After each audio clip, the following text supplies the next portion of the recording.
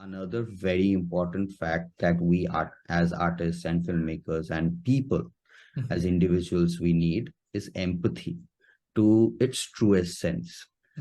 You can't be empathetic for your own reasons. Right. If you are planning to make something, you cannot sit on your high horse. The following conversation is with Debjyoti Saha. Debjyoti is the founder of Goppo Animation, where like minded individuals come together and excel at one of the most important aspects of the creative experience telling stories. Debjyoti is an artist who specializes in animation filmmaking with a genuine love for the mundane human moments.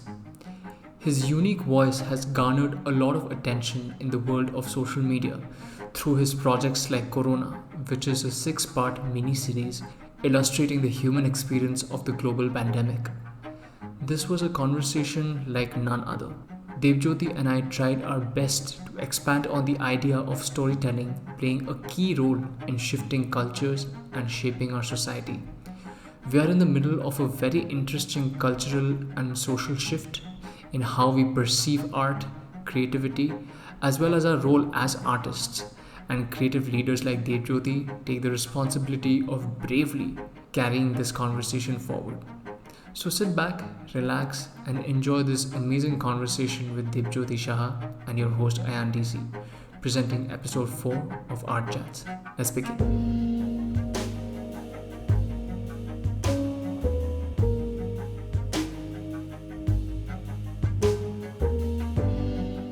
Well, firstly, how have you been, man? I mean, I've been good, man, yeah, we've not had the opportunity to actually meet in person or even at all. speak. It's the first time we're talking to each other, so it's just really Yeah, exciting. it's so true. It's so true. I don't know if you remember.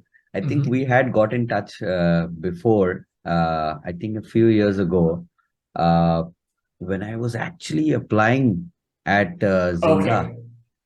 I remember this because I was thinking as to when did I get to know Devjyoti? Because I was thinking of the times that we've spoken. I'm like, okay, I've talked to you on Instagram. Yeah, yeah. Obviously, I have like huge admiration for your work. But then I'm like, our first conversations happened on Facebook, I believe, I think right? so. Yeah, Yeah. yeah, So I yeah. think we had connected at that point. And Right, right. yeah, I think you had asked me like if you were looking for some work at that point. Yeah, yeah. I was It actually planning to shift to Bangalore. Right, Uh, right. and then I was looking out for work, and then I had reached Mhm. out to you because thinking that, Right, like, obviously I've seen your work and I've seen right, what you're working on Zynga. So right. yeah, for sure. So at that time it was a very different outlook also. Of Like course, of course. I had definitely plans to move to Bangalore because I was also Mhm. planning to settle down. Right, My girlfriend, and who's my wife now, is right. here, was in Bangalore. So yeah, but yeah, whatever has happened well, I guess. I mean, in a way, I mean, I'm very happy that you did not join Zynga because I Okay. think things turned out amazingly for you. Even at that point when you had connected with me, because I was aware of your work as well.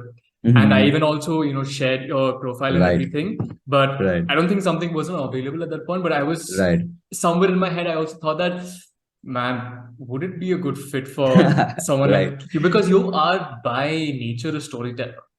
And a lot of these companies take that away from you, like not because it's a Right. business requirement for them to do Of something course, else differently. of course, of course. But anyway, Devduti, I'm so happy to be doing this Yeah, yeah, after totally. too many Same, yeah. reschedulings. We finally get to this. Same, same.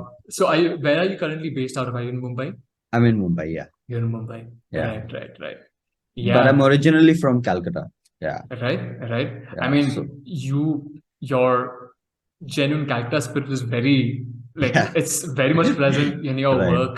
right, And so I wanted to know about like you, like what has your background been in? Because for few people who do not maybe know about you, right. if you want to give like a small intro about yourself, your work. Sure, sure. Yeah. So, like, I'm an animation filmmaker. I'm Hmm. also an illustrator, and Right. I direct animated films.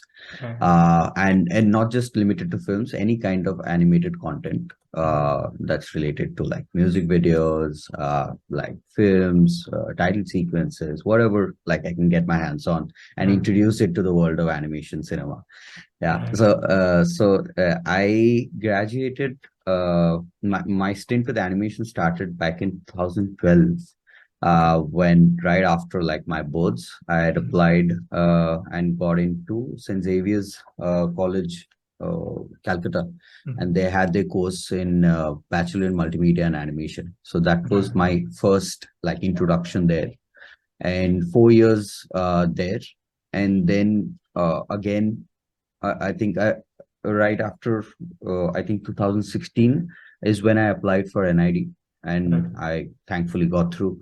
And then another 2.5 years there, Right. where I got to understand animation as a whole. Because I'll be very honest, when back in 2012 in batch during my bachelor's, when I'd Mhm. applied in Xavier's, I didn't know about an institution like NID that Right. existed and taught animation cinema.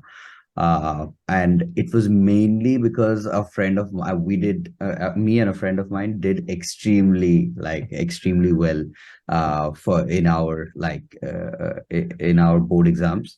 And, Mhm. and so my friend came up to me and told me that, okay, I think this is our last resort. I think to continue our friendship, we should continue, like there's this course.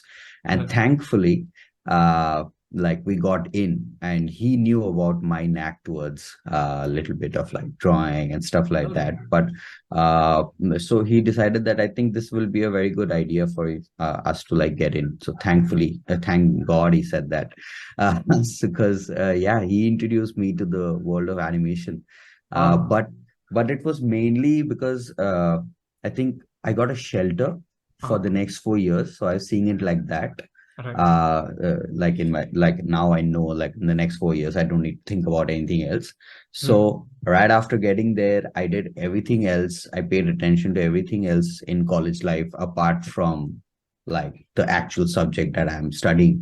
And Hmm. it was only during my, I remember during my third year Mhm. is where no, it was during my second year is where I really started understanding, okay, this is what I'm doing is not as bad. Right. And then I got to know a little more, introduced to the world, to the community, Mhm. uh, and also like got a better understanding of what I am into. It's not like some random course I'm doing. It's also like there is a purpose that I found there. Right. And uh, by the time I kind of realized that what I'm getting into, uh, I think time passed very quick. Mhm. And in order to like, and thankful, I'm very thankful that in 2016 I got to NID, and NID was like a second chance to Right. whatever make up for lost time. Mhm. And it was exactly of that same, the course was of the same timeline as the Right. time I had lost finding the my purpose in it. So yeah, when I got through, I was like excited and wanted to soak in like a sponge. I wanted to make up for lost time. I wanted Right. to like get into the crux of it and understand the subject to the fullest. So Mhm. I spent the next 2.5 years in NID like a SpongeBob SquarePants. Right, right. Something I find very interesting about students from NID, because I have the opportunity to work with a lot of NID alumni and all. Right, And I see there is this sense of entrepreneurial spirit in people graduating from NID. I feel somewhere, maybe you can talk to me about it. If NID, like the culture over there, is set to kind of, inspire you right, guys to start your own businesses, essentially telling your own specific stories rather than, right, pursuing a more, traditional line where you want to apply for one of these mega companies outside right, India, preferably. So right. how was that? How was that cultural shift from when you were studying like multimedia and animation Yeah, in Calcutta to when you came to NID and you were exposed to this whole new city, different kinds of people? right, So how was that right. experience for you? I think the experience was crazy because Mm-hmm. not just as like an artist or like as an individual, I Mm-hmm. grew because I was forced to stay away from my comfort zone. Right. I was in a certain kind of a comfort zone back in Kolkata. I was visiting my college for a few hours of the day Mm-hmm. and then heading back home, and I was in Right. my comfort zone. Right. Moment I shifted my base from here to Ahmedabad for the next 2.5 years, I think I grew as an individual because I would take care of my, I had to take care of myself. Right. Uh, and the inability to do so is also was also like eye-opening for me, Of course. because I stumbled upon so many new experiences there, like individually, or just like roaming with the city, or like the kind of relationships and bonds that I built with people there, the faculty there, the environment there. It was very different. Uh, and also the fact that I think the education in NID wasn't specific about what is it is going to teach you in terms of the skill part of Mhm. it. As a result of which, there were like people from all backgrounds. Right. Some were extremely highly skilled, and some Mhm. just came on board for the knack of it. So definitely, the selection criteria of them was not based on skill, Okay. which is great, because then you get to meet people from all walks of life, people who are just newbies, or people who have completed a whole like work, like 2.5 years of work or whatever, and then they've Mhm. come back to pursue a course here. So Right. people from all walks of life were there. So once you get to interact, your perspectives kind of open up, Mhm. or like whatever you held back uh, uh, before, that perspective kind of opens up for you Right. once you get there. And also the fact that I think I was studying uh, animation, film design there, and Mhm. the way the course is made is such that it never really focused on like one specific part of animation or particular skills that you need to be in Mhm. order to, say, for example, once you go out, you become like a uh, ju- just another person who's going to go out and just become an animator, or like a Right. cleanup artist, or get into 3D animation, stuff like that. What was good was that they exposed us to different kinds of things and Mhm. let us take our own calls, which is Right. which has both its like ups and downs. Some Right. people would like think that what is this? I didn't sign up for this. And then Mhm. some people it like, oh, this is amazing, this is Right. exactly what I wanted. So yeah, my idea was like good, bad, ugly, just go in and Mhm. just soak it all in. Right. So yeah, I thoroughly enjoyed myself. I still don't know if like it definitely helped shape my identity and find a voice, Right. uh, because at my time there's like an influx of a bunch of things, like Mhm. you're seeing this work, you're seeing that work, you're seeing this guy with amazing storytelling skills, uh, like sketching away in the corner. You go to him, sit with him for like an hour or the entire day, talk to him, perspectives change, right? So I made complete use of it Mhm. for as long as I could, especially the environment that they had given me. It was quite ideal. Mhm. Uh, yeah, and then once like you move out from there, it's only like a handful of things that you inculcate that stays with you for the rest of your life, hopefully, which is like some bit of discipline and Mhm. some bit of the community feeling that we're part of a greater artistic Right. community, which is very strong. And once you start like getting to know people outside, you really understand like it was the seed was right there, put in right Right. there. Right. Right. No, that's interesting because thinking about the time that you spend at the university, you're learning with, there is still this, even if you're kind of stepping out of your comfort zone, within a year, 2.5 year span, that space becomes your comfort zone again. And now, once you Right, graduate, you're again out in the open. Okay, so maybe in college we all kind of educate ourselves towards a certain belief of how the industry would be. But once you right, started working in the industry, did you see certain things which resonated with your preconceived notions about the industry, or something right, was completely different? So how was that experience of the transition from education to actual professional work for you? right. So when I entered NID, I never thought of like getting out by securing a job.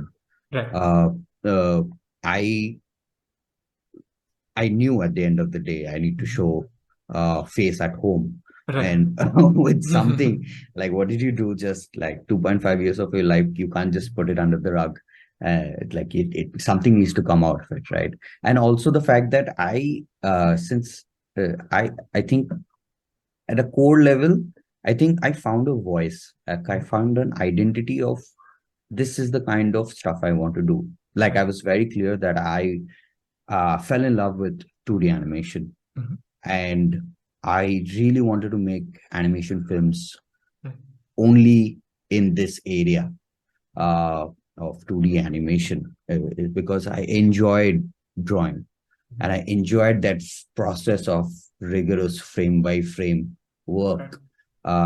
And that is something that that I felt like I wouldn't like give away for the world, like just to take up something else. Of course, so that is one thing that I like core in my core memory, like in my core understanding of what I want to do in life, is that was one thing, that was one voice that I wanted to follow. Uh, I think during the fourth year of any college, when the final year of any college becomes a very dicey situation where Right.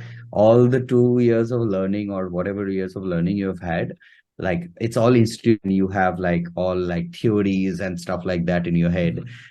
but it all goes for a toss when you realize Right. that in the next 6 months there is a jury, and then there are placements and something. And so I also, like, I was the rat there as well, and I played along. uh, I was fortunate enough to secure an internship with Disney, Mhm. Right. Disney India, and I was very happy with it Mhm. because when I got there, I met certain people that I always wanted to, like, I was just very happy to have worked with these people Right. during that time, during those 6 months. And I feel like there was a time in space that it was perfect, that window was perfect for me, because only during that time is when people like I got to work with Vaibhav Kumaresh, and Right. Web got of to work. Studios. Right, exactly. And I got to work with Arnab Chaudhary, Right. the director of Arjuna. Arjun, the Warrior Yeah. Prince. So I was like ecstatic. Right. I really like look, and it was only those 6 months that I really enjoyed, because right after that things didn't work out, and they Right. also, like, my internship ended there. They also like moved away, so I was like, Mhm. that was a great time in, like, time and space, that we got to Right. be together in the same room and just have fun. Right. So my introduction to the industry sort of was through that. Like Lovely. I'm getting A very strong introduction to the industry. right. So I really like got to sit with these stalwarts of like Indian animation, Uh-huh. and just sit in one room and just crack jokes. Right. So I understood that I don't need to take things super seriously, Mhm. in the sense that, like, these people are like, I understood them as people. I Right. understood them as not just the names and the work they're doing, but as Mhm. people. And I one thing I got to realize back then was, and also I was working with, like, other people from my college also, and from other colleges who were part of this team Mhm. that they had built in Disney back then. uh, and I got to know very clearly during those 6 months of my life that the industry that we're talking about is us. We are the industry. So we are what we make of it.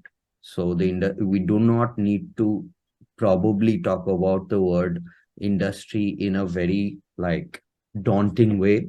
Uh, uh, Even though, like, of course, there are different kinds of people, but they're Uh-huh. people at the end of the day. We're all part of this federation, artistic federation, and Hmm. everybody is under the same roof at one point of time. And what we do, what we churn out in terms of work, what we do as a voice, makes the industry for, like, for the future. So that is one thing that really got into my head during those 6 months. Right. uh right after that, when the intern, because it was an internship and there's a certain kind of romanticism you attach to it. Mhm. You spend 12 hours a day working, and without food or water, and you just Right. give yourself your room and you'll like soak in like a sponge. Yeah. So that once that stint ended, the next year also, like I sat for like we all with all my friends, I went into the placements again. And Right. from Disney, I got to shift to another area of sports entertainment with ESPN, and there I joined full time. Right. And I continued therefore I was there for around 3 years. And there I got to understand another part of like the industry and how it is like. And this is like a bigger industry. It's not like only the obviously the Right. animation industry.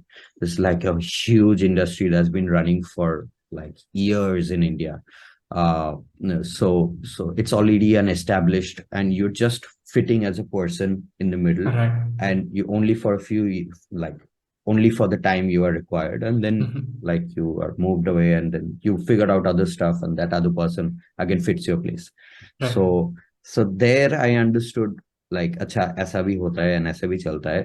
You're Right. not in your like cocooned around people Right.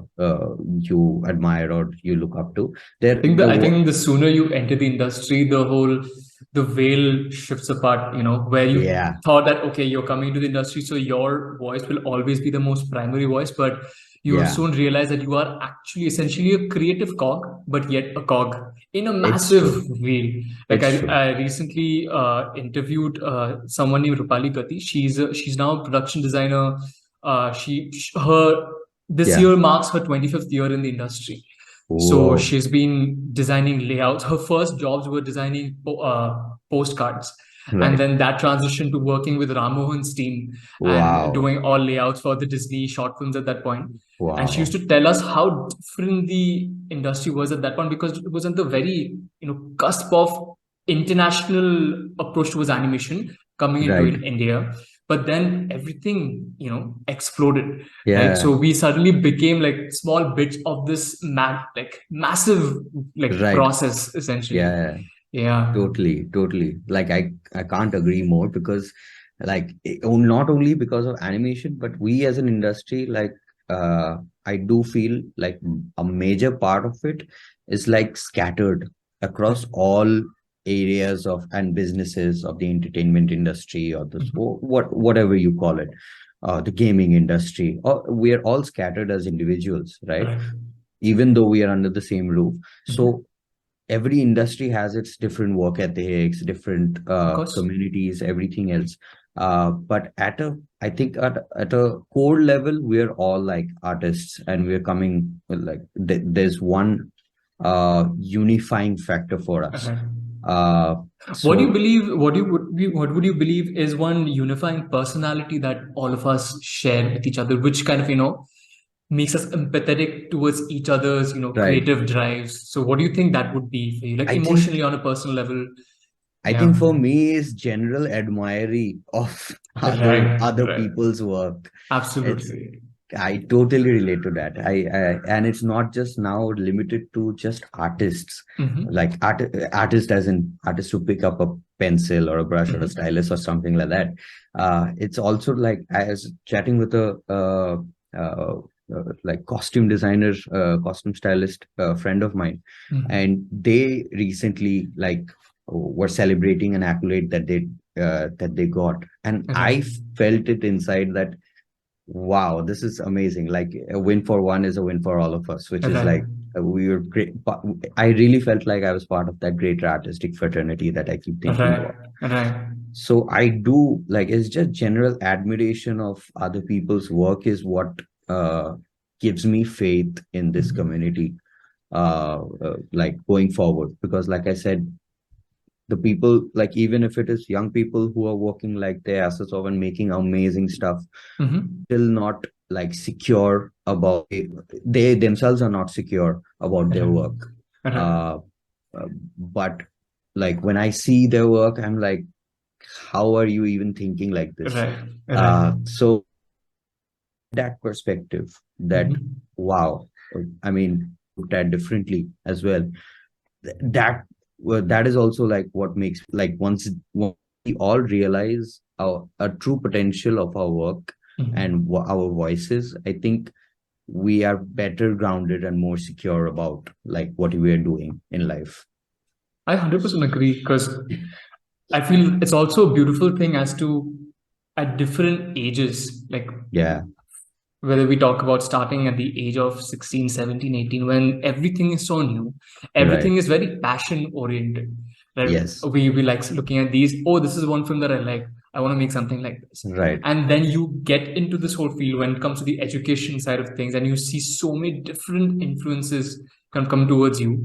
right. And I don't know about you, like I used to feel a burden of trying to figure out what exactly do I need to do. But with time, like over the next few years, just doing and undoing things, you come to this Yeah, beautiful sweet spot where you're starting to figure out, okay, other things, like even if I get a chance to do that, that's great. But this is my voice at the end yeah, of the day. Like that's whether true. the style might change, the tools might change, but these are the stories that I want to talk about.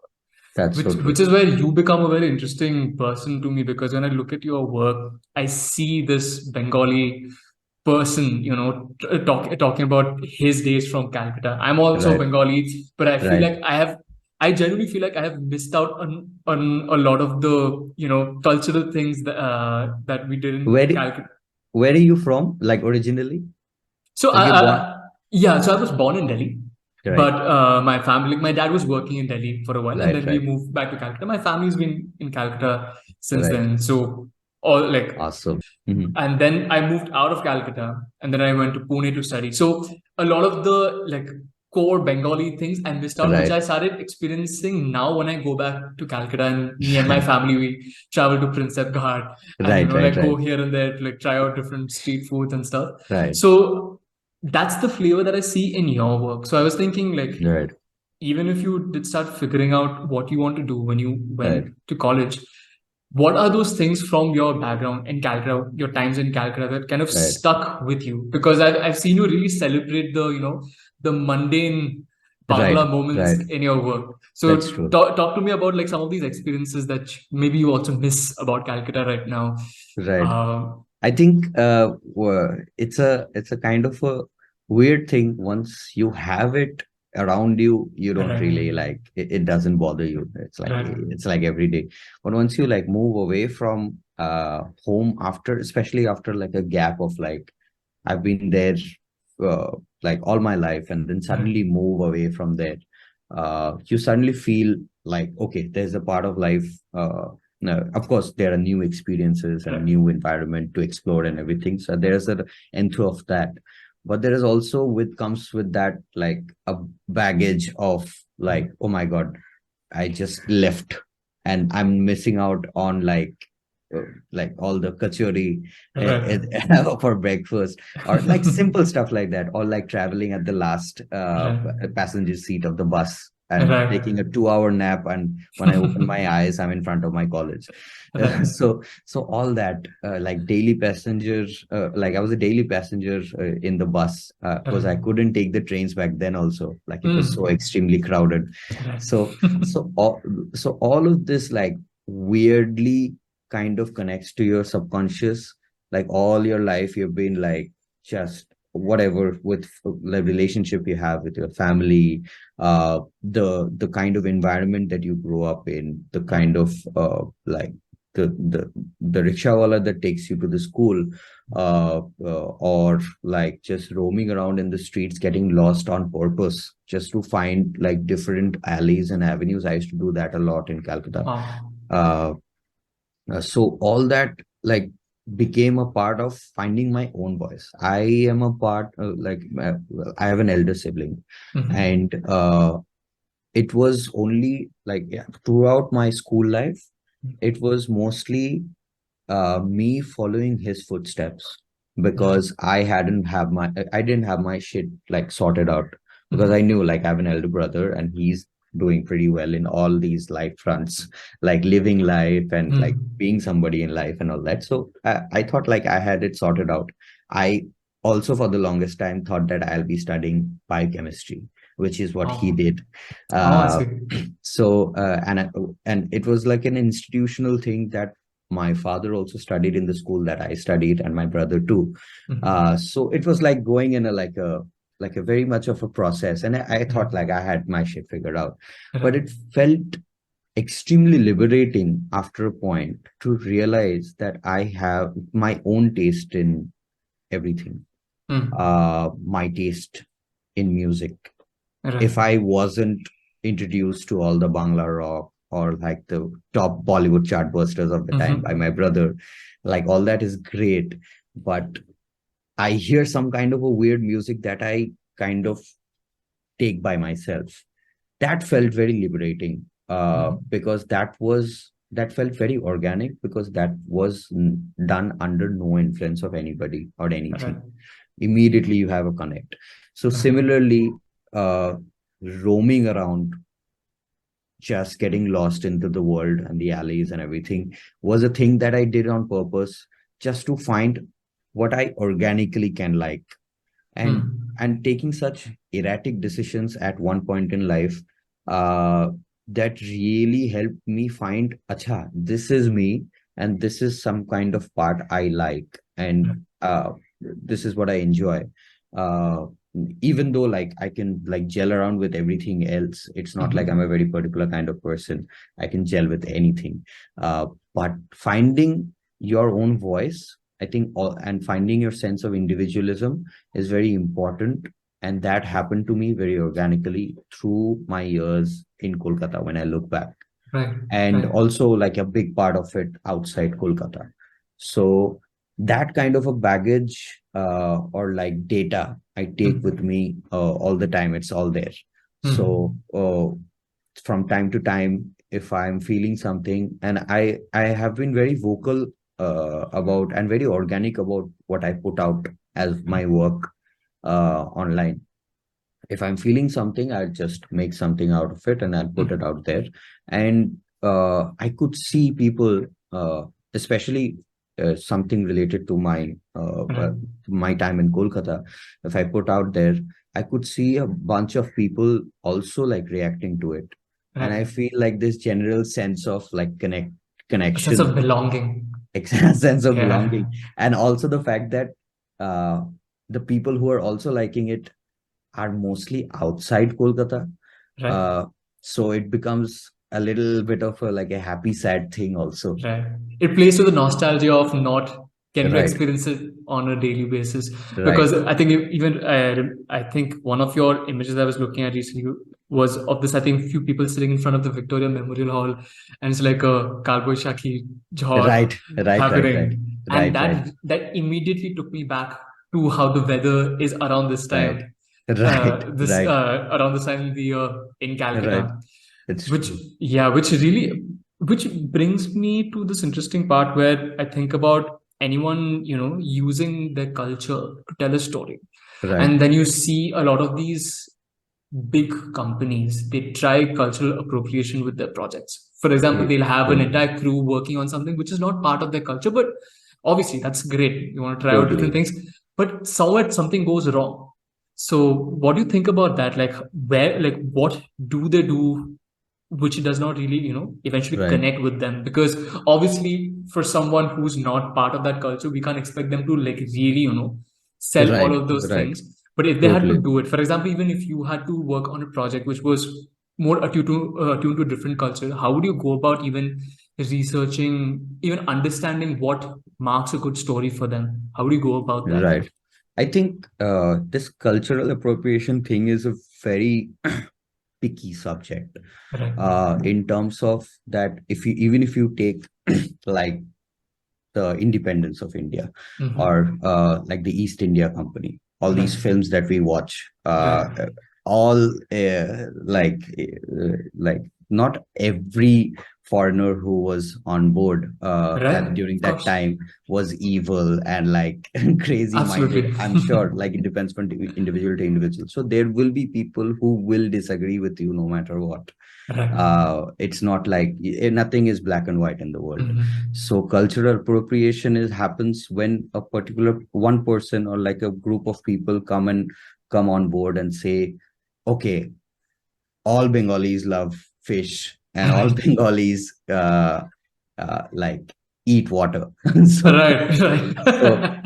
So there is where like a particular section of course, like a bunch of people do it, but Right. there are a bunch of people who wouldn't agree to it as well. Right. So it is very a dicey situation. Like if you tell me to, like, if say for example I'm on board of on a project Mm-hmm. that requires me to understand the sensibilities and of another culture and bring forth that into the work that I've been Right. put on to.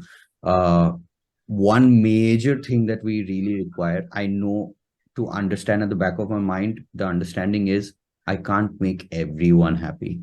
Not Absolutely. the entire community cannot be benefiting from like what I have made or can Right. be on board with it. And which is great because I'm not making films to for yes men and yes women, Of course. is just to create that dialogue. Right. Immediately when people watch it, there will be a section of You'll see divided sides people. being picked suddenly, and Right, that furthers the project, the right, story even further. exactly. That which is Yeah. why like people take it in like good and bad PR also nowadays with like the Besharam Rang and all whatever is happening. Right. Right. But people are split very Of easily. course. But to a very like very soulful level of like cinema or whatever, I feel Mm-hmm. like dialogue is extremely necessary for to further the conversation of what we are trying to say. With that being said, I think another very important fact that we are as artists and filmmakers and people as Mm-hmm. individuals we need is empathy to its truest sense. Mm-hmm. uh you can't be empathetic for your own reasons. Right. You If you are planning to make something, uh sitting on, you cannot sit on your high horse and Right. like just overview and just see acha, maybe this person is like this Yeah. and cool, chalo is pe film banate hain. We Yeah, you have can't to do that. really avoid the concept of, capitalizing on someone else's culture. You have to really understand what It is connects so with them. true. Yeah, I mean, because I think that's where things get a little tricky. As you talked about, like certain tropes that a lot of people use to talk about, Bengalis and their language is suddenly Right. Udi Baba Yeah, and stuff like that. exactly. But that's because they're trying to capitalize on the idea that, okay, Bengalis are like this and we need this one character who Right. represents. And to be honest, even stereotypes of that sort has a role to play because it Of immediately course. sells a notion about a certain character or Right. a I certain agree. story point. But again, like if you're trying to, if you fall in love with a culture, you deep dive, you go spend time with the people over there, you see suddenly even these certain of these stereotypes have an interesting root as to why it has come Absolutely. to that. Like Absolutely. I have for the longest time not been a fish lover. It's Right. it's mostly because my mom prepares very good food and I love it. Right. But Right. when I used to hear constantly, I used to feel like, okay, I'm being this scam Bengali who doesn't like the very, typical Bengali things. But that's what I realized. It's like what you said about the, having that conversation and nothing's in a gray, like nothing's Yeah, black and white, like exactly. but that's what is interesting as well, because a lot of your work has a bit of a political bent as well. Like it's like using satire, Right. in a way Right. to talk Right. about certain things, and I've seen like people, being very aggressive with it. But Yeah. the role of art is to bring those conversations. If suddenly if you and I sit and we start questioning that, okay, if everyone's getting affected, I shouldn't do this, you're immediately taking away a very, primal Right. movement in art that could basically change a conversation around things. Right. Right. Yeah. Exactly. I totally agree with it. I mean, in terms of my bent politics or like becoming a political artist or something like that wasn't like I'm not a political cartoonist Right. or Right. I'm not a political comic artist. I don't Mm-hmm. just make political art.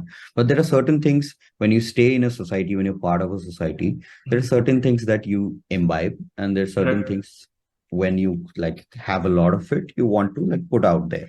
Of course. And that organically becomes a part of your like conscience, Mm-hmm. and what you think about. So when certain external stimuli like this keeps on coming up from time to time, I Mm-hmm. do put out something to just satiate my understanding of the subject. Right. And I put it out there, and that's my worldview. Right. And then becomes a conversation. Then it becomes, and social media is all about like conversations, and Of course. I'll put my views on top of yours, and like one up. Everybody's trying to one up each Right. other, Because and there's that's this understanding that there's one universal truth when it comes to yeah, this conversation, which it's such a lie right, that we tell ourselves if we are not right. understanding the nature of politics. I totally agree. And Yeah. even though, like, say, for example, there's always a majority and a minority conversation Right. in terms of perspectives, no matter Of what course. idea we're talking about. But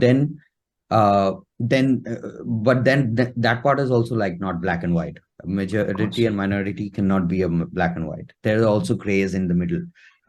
There can be like it is our general perception that the majority is always like the bad person, Right. like the bad, and the good is always in the minority. It is Right. not so. It all depends on individuals.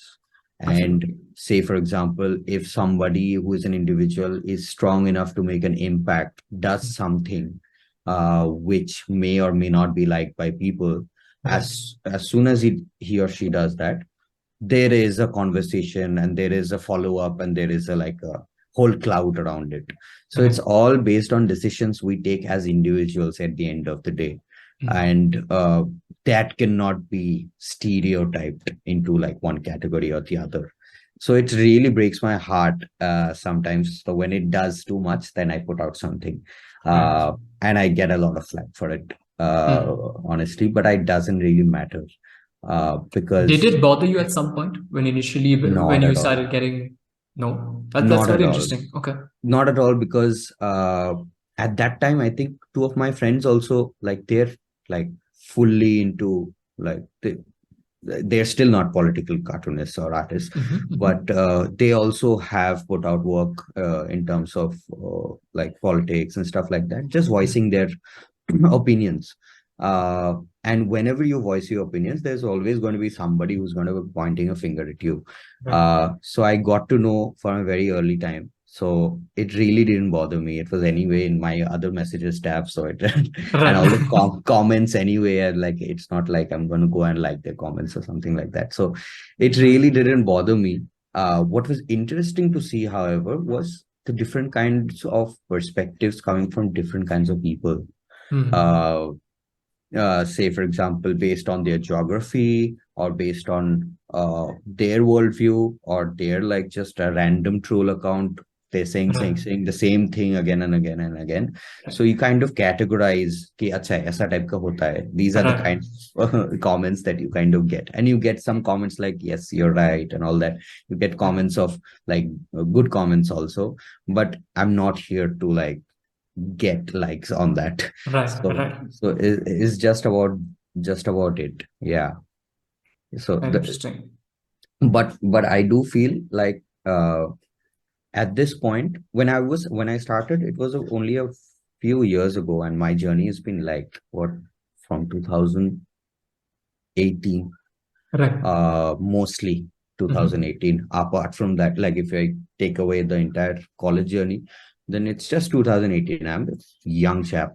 I Right. don't need to like get into all this, but I do feel like there are certain things as artists we have a certain responsibility to Of course. put it out there Of course. and just make people talk about it. So that Right. is what I felt at that time.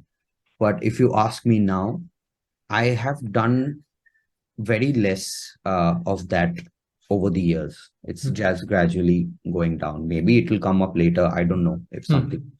But I've also like realized that the more you think of it, the more you're absorbed by that kind of an environment, Right. especially in a world like a digital age we are in.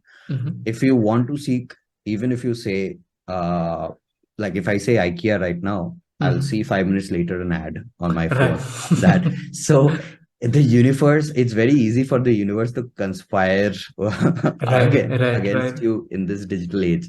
So if say if I realized at a point I was so grossly into the toxic side of news and media, and Right. uh, the state of the country in terms of politics and stuff like that.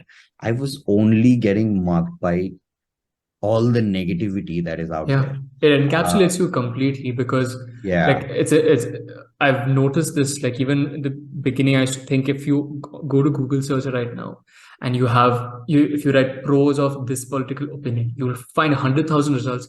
If you write cons of this specific the yeah, same one, you will again find another 100,000 it's true. results. And the more you see something, it's basically an algorithm game at the end of it. You search Yes, it once, it gets tracked, and then you keep on seeing the same thing right. like in the middle on YouTube, like because they have YouTube Shorts now. Yeah, I think I watched at least one or two of these, new age masculinity posts with folks like right, amputate and all. Not right. very interesting Oh, to me, yes. but I was like, okay, interesting. Someone has an opinion. The next day, every single post was something about how wokeness is Yeah, killing everything and this and that. So it's yeah. interesting how we are essentially become, these target zones for a bigger algorithm, That's which is so true. basically calling all the shots at this point. Exactly, exactly. So that is what kind of started bothering me after a point. Right. Even if I open like YouTube or my Twitter or whatever, people are just yelling. Hmm. So I felt like I can cut down on that a little bit and Right. keep myself away a little bit and try to change my, if it is all algorithm based or if Hmm. it is all like universe based or whatever, Right. I think I should change it a little bit. Of So course. I did, and I focused on my work a lot more. And at that time, like it was growing years also. So I kind of started focusing on my work. And then at the end of the day, I didn't have much time left for it. Right. So, which is great. But also the fact that like I'm also missing out on probably the pros part of it, but which is Hmm. okay. It's like a bargain, and I'm sure it's going to come and go and come and go. Right. Very interesting. I want to talk to you about your influences from childhood and the reason why this question comes to me because you recently opened up a studio Mhm. of your own. For a while, I used to wonder what the name is, but then I realized it's actually Goppo Yeah, yeah, it's Goppo. Studio. Yes, yes. Yeah, and you know Yes. what made me curious was the logo design of it because it Right. reminded me of Shohojpat. Wow, nice. Like the beautiful the Nandalal Bosch's Right, the litho print. So I right, wanted to know about your culture, like influences of storytelling right, from your right, childhood. What kind of music you listen to? What kind of stories that your parents kind of right, exposed you to? So right. want to talk about that? I think as like the traditional Bengali family, everybody is taught to be is taught to dabble in some kind of the arts Of course, or so yeah. on. But mine was a little contemporary in that sense Okay. because but definitely like there was a huge major reason why I think I got into this was Mhm. because of my father. My father is like at least he used to do it before, and he's a brilliant artist. Lovely. Like in his own capacities, of course. Mhm. He used to always do this as a hobby, and he was an inquisitive kid. He used to Mhm. dabble in sports. He used to be that guy who's not super crazy about studies or whatever, Right. but he was very like he's the kind of guy, he's very street smart, he understands how the world works, and Mhm. he used to like jump around. He used to be a very athletic, energetic kid and very curious, and always like he used to draw a lot. He used Mhm. to as a hobby, but yeah, he was amazing at watercolors. Mhm. So growing up, I used to watch him do a lot of it. Right. Uh, I used to spend like nights at an end, like just sitting down and just watching him like paint like portraits, watercolor portraits of like famous Bengali like people and stuff like that. So and he Right. used to do it just out of like the love for it. He used to Mhm. go to the Pada club and he used to give it like, and they used to coordinate that and give it to a Mhm. speaker or something like that, or he used to just do it for himself and like place it in he used to frame it and then place it in his Right. room and whatever. So it is very interesting to see all that. So I also then got into drawing like that. So since a very early age, I was like like every other kid, everybody is like an artist Right. when we are kids, and then we slowly like it goes. Right. But yeah, from a very early age, I was so obsessed with drawing that, like, I remember in class two, uh, like I used to sell my drawings for just getting some money to like just sell it to my friends just to get like $1 or $2 to have aloo kabli Very or like interesting. aloo kabli and all that, because I used to not get pocket money at a point in time. Right. So all that was great, but and also like I used to bunk classes after a point. Uh, like my brother knew that I was great at drawing, so he used to Okay. give me all his practical drawing work. Like he's also like good at drawing, but it's not Right. like he knows that like he can get away with this and not spend time with it. So he Right. used to just get me from my class, and we were in the same school at a point, and he's like 7 years elder to me. Right. So he used to just come to class and be like, you come with me. Right. And he used to take me away from class, and because of him I used to bunk a bunch of classes and make chart paper, like drawings on chart paper for him, or like work on his practical drawings and stuff like that. So which is why I got very influenced by like my value education and my biology books, Mm-hmm. and those fat encyclopedias, because Right. it was filled with figures for me to Right. draw and replicate and all that. So I used to enjoy it a lot. Yeah, all that. So my obsession with drawing was always there, but I never really like obviously catered to Mhm. it Right. at all. uh it was also like growing up, I've been watching, like we all have watched cartoons, but I think you also have not really given it a thought that what goes behind making these cartoons. Right. They were made in such a way that you don't need to really ask that question. It was so real Right. for us kids, or it's just a general lack of conscience Yeah. that was there at that That's time. true. That's true. I mean, for me personally, the first time I actually questioned the process of Right, a film was when my dad, he took me and our family to watch Revenge of the Sith, Star Wars, right, right, and there was that final sequence where Anakin right, fighting with Obi-Wan Kenobi in front of the whole lava sequence. And he, right. while on the drive back, he just asked me, "Do you know like how they did the whole lava sequence?" And I did not even expect what to answer because by that time I had enough logic to know that that was not actual lava. Right, But there was something. But he came back home and he used to work at a company where they used to give them like some kind of for like it was Photoshop essentially, right, but like a bridge version of that software. And he opened up, he painted the whole canvas blue, and he right. told me, okay, this is the kind of screen in front of which these actors act. And then he Was painted little so blots cool. of orange and brown instead. Now, using visual effects, they integrate Wow, that. That was the first time I even thought about this whole so process. cool. But I love the fact how similar some of our initial influences were when you talk about the Right, encyclopedias. Uh, yeah, there's this company called DK Publishing. right, They used to have this book called Understanding Art, and which was basically this wonderful book which analyzed right. paintings, illustrations Yeah. by Michelangelo, Da Wow, Vinci. And that was my dad's one of his coffee table books. Even my dad was a wonderful artist.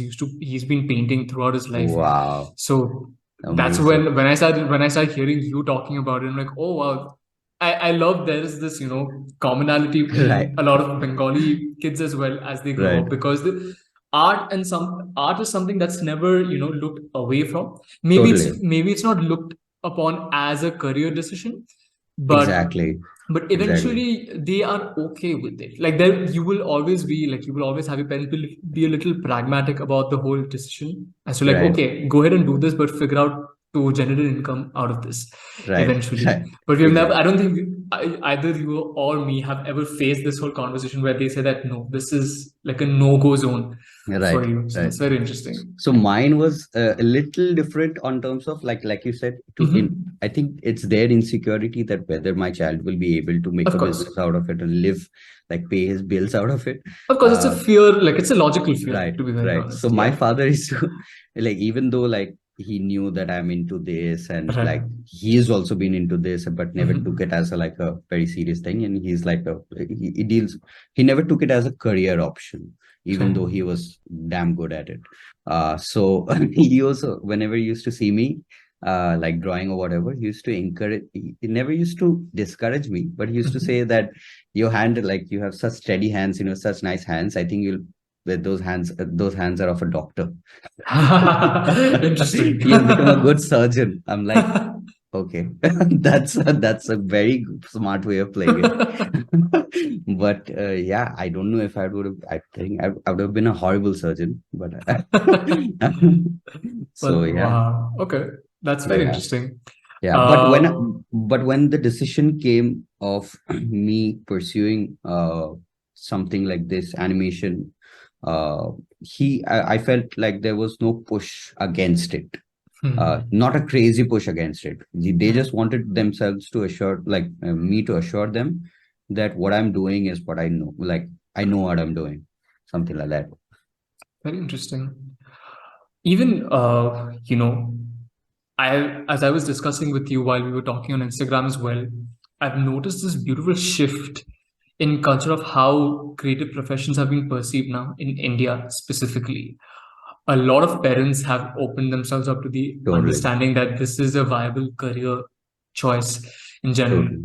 Since you've been seeing the animation side of things, and I think one of the biggest explosions happening in the field of 2D animation coming into, this mainstream industry happened with the onset of COVID as well, Yeah, where yeah. everything went online.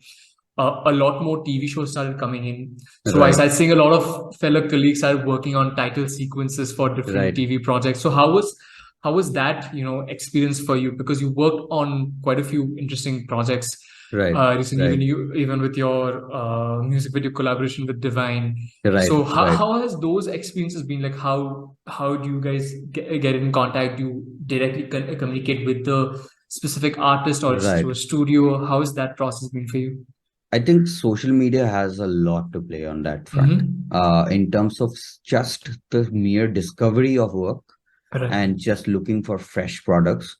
There was a time when we used to go to Pinterest, or like we still do. I Right. still love Of Pinterest, course. and there are plenty of others websites like that for inspiration.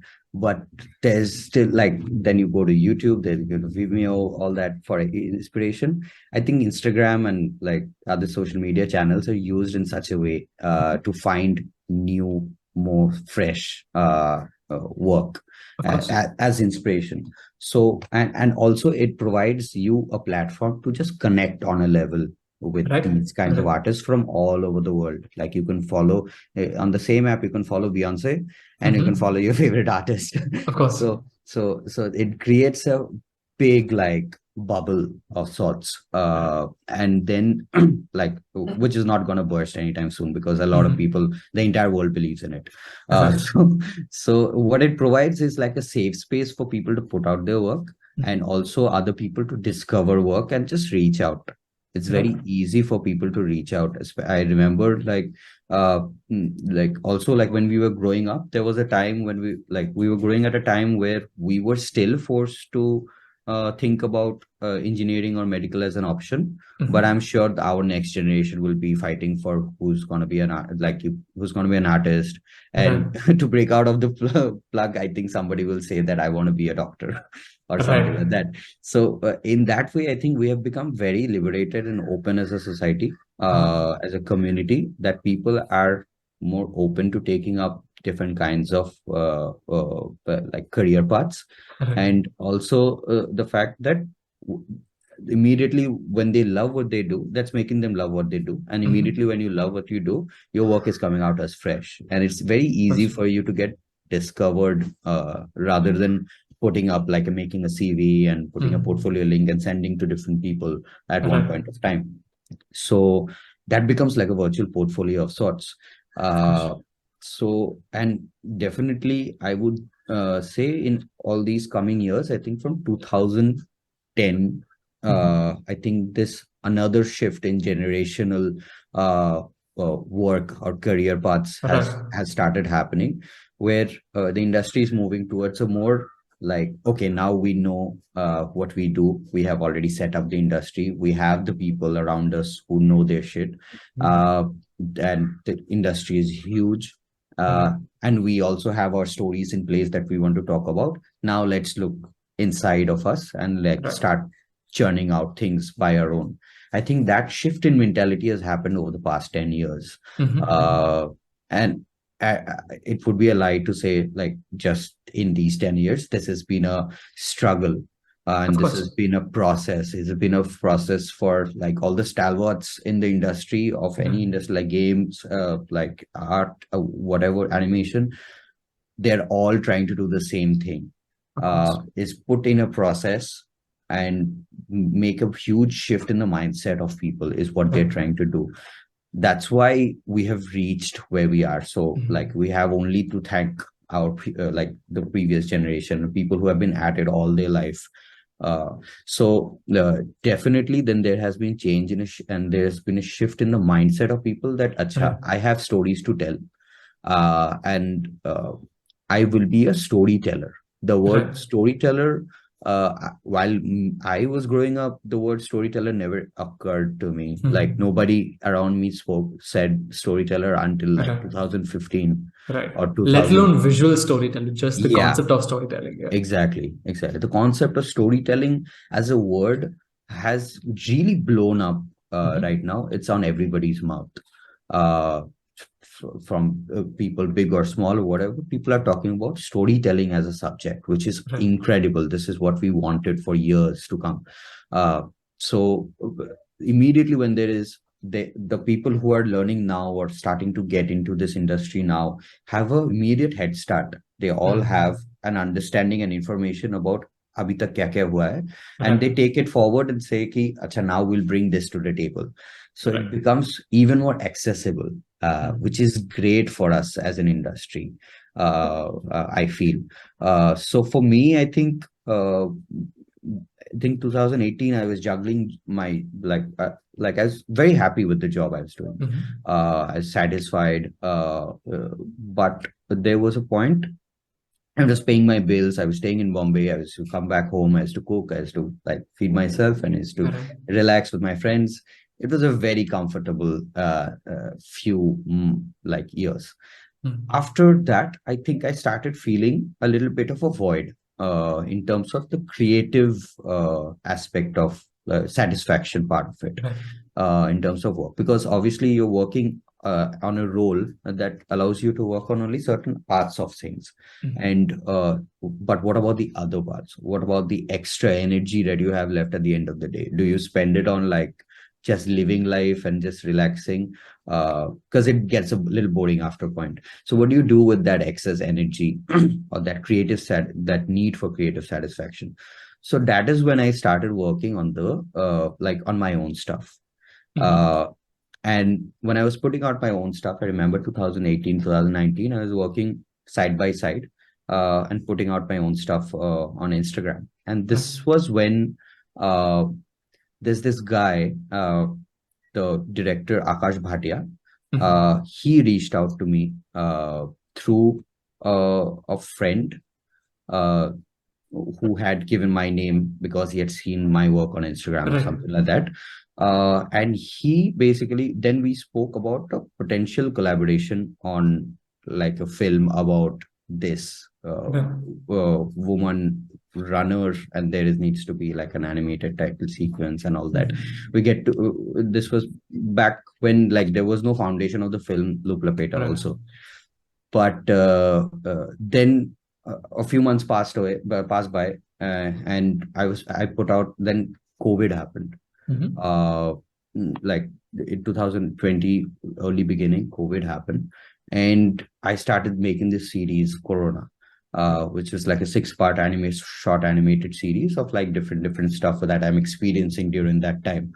And that really took off because I think the world had something to chew on together Right. at that time and can relate to from person to person together. So so that time I really found that my voice is heard. It and whatever I'm doing is like ठीक है, मतलब I'm liking this process of juggling between work and my personal work and all that. Right. After that, I think after a few months into the COVID 2020, I and Akash Bhatia got into a conversation again about this potential collaboration for a music video, which is like a like a collaboration of like live action and animation, which is Chitta. Mm-hmm. And as soon as that happened, like the next few months, like we got like we were on board, and like I Mm-hmm. just called up a few of my friends and made it like a small team, and we Right. started working like 40 days straight, and like continuously working day and night just to make that happen. The moment it happened, uh, people really enjoyed it because it was such a unique collaboration, and thanks to the madman Akash Bhatia and his unique Mm-hmm. vision, like it really like it really felt like we brought something new to the table. Right. And especially and I think I do believe that it wouldn't have happened if there was like no lockdown. Right. uh Probably it wouldn't occur to people that, Mm-hmm. shallow, let's make something out of this. Let's work in animation or something like that. It wouldn't have occurred to people because they're all like live action filmmakers. They'll all Right. go out and shoot. If they're not allowed to shoot, how do they? What do they do about their excess energy? So they thought about like animation as a tool to use during that time. Because then you'll be working separately. Everything, all the work was happening online. They Yeah. shot whatever they shot in a very like in some part of Delhi where like there Mm-hmm. was no person like around, whatever. They found a sweet spot and they shot there. Right. So whatever happened, it happened out. I think Chitta was born out of necessities, and Mm-hmm. then after that, it felt like we brought something new to the table. From there started, I felt like there was like, then Divine reached out, Right. and he wanted to make something in terms of animated music video. And I And was word travels fast in this industry, as we've all realized. You totally work with one crew, someone from that team will reach totally out to another group of people working on totally something else, and your name goes there. totally. And I think the idea of good work begets good work Of is course. like extremely prevalent. So no matter how like whatever the project is, you have to give your best at it, so that like that takes off, that gets you the next project or something like Right. that. Right. It really does work like that. So I take it as an opportunity for every project to like just have loads of fun and like put out everything I want into it. So yeah, from there Divine happened, and he was also on board with the idea of making an animation music video. That also happened, and then I could feel like there was like a process in Right. place. And also the fact that artists outside who probably wouldn't have considered Mm-hmm. animation as a tool of like actual as a business proposition, because everybody loves animation. If you ask Right. any random layman that do you enjoy animation, Right. you'll show him a piece of animation, they'll love it. Yeah. But if you ask for money for it, if you say like, would you like to pay for it, most of them wouldn't. So as a business proposition, I was very happy to see that people are coming forth and taking animation into Mm. consideration while making something Right. uh, as a production. So my idea back then was only that whatever work I put out, I'm like the spokesperson of what I'm doing. My work has to be like super up there, so that people at least get inspired to maybe think about something they'd want to do, Right. or make it a part of in their productions as well. Right. So then I got to work on like then Loop Lapeta happened. So and after that a few other work that happened. But the fact was only for me to push the what animation can be, what is expected of animation in an Indian community, Mhm. or in Indian production, just to push the boundaries of that to as much extent as possible. And that is going to be my work for the rest of my life. Right. What, according to you, is like, what is your estimation of what audiences are looking for, Indian audiences are looking for when uh, they look at an animated title sequence, right? Because this brings me to a conversation about, this is like an age-old conversation at this point, where we talk about animation as a genre versus Right. animation being a medium. because Right. storytelling is storytelling at the end of the day. Right. Like we've been hearing this constantly, animation is cinema. Like Right. having a separate category for best animated feature, it doesn't make Right. sense because it is a tool, it's a medium. So what is your estimation of like how people have been perceiving handcrafted 2D animation Right. sequences for essentially live action projects? Right. I think my vision has been very positive about it. Mm-hmm. I'm very happy that even two people look will turn back at animation and say, ki, "Oh, Right. this is cool." I'd be very happy Right. because uh, I could see then like an entire movement happening with all my peers like working on certain amazing like works in animation or like title design, whatever they have been doing. Mm-hmm. They've been doing some incredible work they're putting out there, and Right. also I could see like a whole fleet of like these projects coming out, right? So Mm-hmm. it becomes a movement in itself, and I feel this movement should continue without any break in between. That everybody is motivated and more people are motivated and put out amazing work as it is. And Mm-hmm. if we continue to do that, then the audiences is will become more educated into this area Mm-hmm. or this stream. I think this has been happening for years in Right. every industry, but it's been very slow, and it's been the fastest more than like ever now. Right. So we like, since we got an opportunity, we need to hammer the nail out Of course. like crazy out of it. I think it's great that the conversation has now shifted to a more mature area of Right.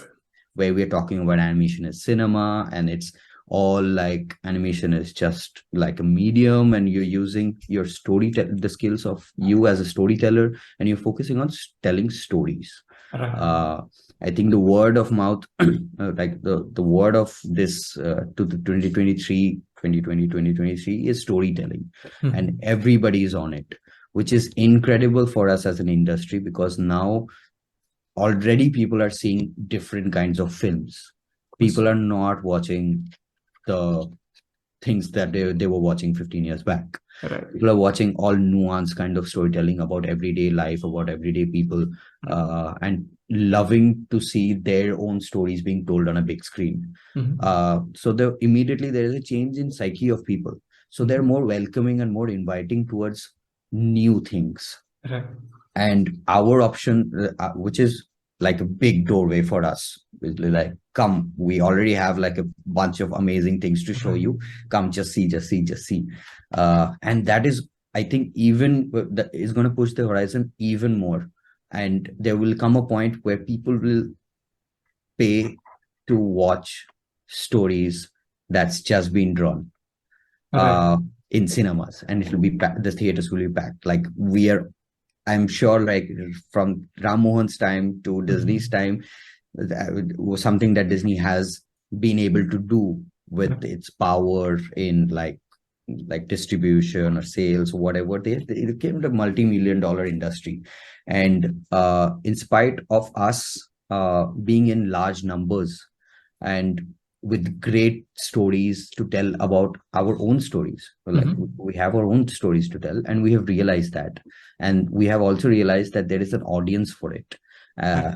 They just need to be convinced even extra more to just come to the theaters and pay for watching that film Right. that you've worked like 10 years for. Yeah. So this, I think we're there, almost there, but Mm-hmm. it's a process, and it's a rigorous process, and no matter how small you work towards it, it's just adding to the greater good of this Mm-hmm. happening. Wow. Because like I think about even when it comes to, you know, how Disney began, how the conversation around animation began in India. It was you as a creator or someone taking this leadership position and building something, you have to play the long-term game. You know that immediately over the next few months you might not be able to change conversations, but you don't know, like things might change because we now are constantly in connection with another billion people across the planet, Right. right? So Right. you can share your opinions and immediately it can connect with at least 10% of the Right. population.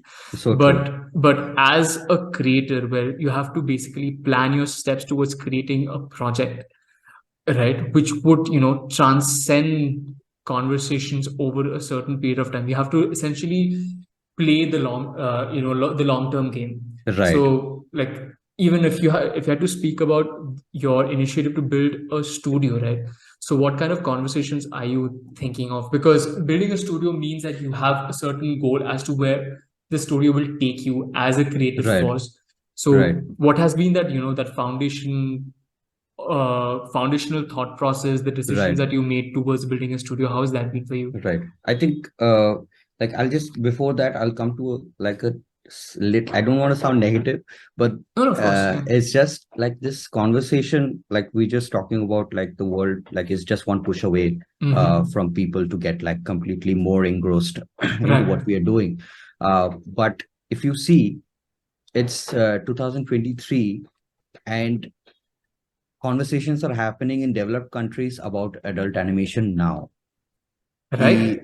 Like even though like Simpsons was there, Family Guy, like all of this was there, Mm-hmm. uh conversations about more mature storytelling, Right. and concentrated on adult audiences, not Right. just for kids, is happening in developed countries now. Right. So but I feel we're not too far behind, Mm-hmm. right? In this digital age, like we are all like all there with the resource. We just are lacking a couple of resources back, I guess. But in terms of like conscience, in terms of like the overall understanding of cinema and Mm-hmm. stories and telling our own stories, I think we're like just ready for it, Right. like jumping Right. right into it. So as far as my delving into like what I want to do goes, I've always wanted to do this. I've Right. always wanted to have like a studio. I didn't Mm-hmm. know how far down the line or how early down the line I'll probably have it, but Right. there came a point that it just felt right that maybe I just, because anyway I'm just doing this unofficially, Mm-hmm. I'd rather just make myself like a little more accountable, I guess, Mm-hmm. in terms of, because it's still a self-run studio. Goppo is a self-run studio, and like we all work in terms of like whenever when we are building teams, we're building teams based on project basis. Because I'm getting the best of the people on board for that kind of that project, Right. especially, and then working on a separate project like that will be a different people, the separate people, and this is also providing us like a lot of like is just providing us with the right amount of flavor in terms of the Mm-hmm. project, and Right. also giving us a lot of freedom in terms of picking projects that we want to tell, Right. or picking the stories we want to tell. The Mm-hmm. whole foundation of making or naming and Goppo is because Goppo means stories, right?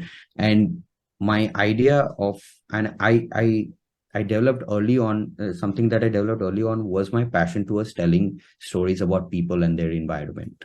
Right. I think everything in the world, whatever we are doing, whether it's somebody sitting in NASA or like somebody like working in a mine or Right. whatever, we're just trying to figure us ourselves. We're so like It's inside interesting you looking say people. that, because when I was kind of taking pointers about the things I want to talk about, I wrote Debjyoti. I think he loves human beings and how they live human lives and how they fail at times, they succeed at times, and that really shows through your work. So that's very interesting that you talk about that. Yeah. Right. I think I figured that whatever we're studying as case, geography, science, whatever, we're just trying to understand us and our Right. environment better, Of even course. more, even more, Mhm. even more, even further. All like that's why environmental studies was introduced at a time when we still probably had time to think about things, Mhm. but we're too like far into the game now. Once we Right. realize that was the actual impact of like just being existing. But Hmm. anyway, so we were basically that is what fascinates me, because at Right. the end of the day it all comes back, the world, the universe is tied up to this one word called storytelling, people telling people stories. Hmm.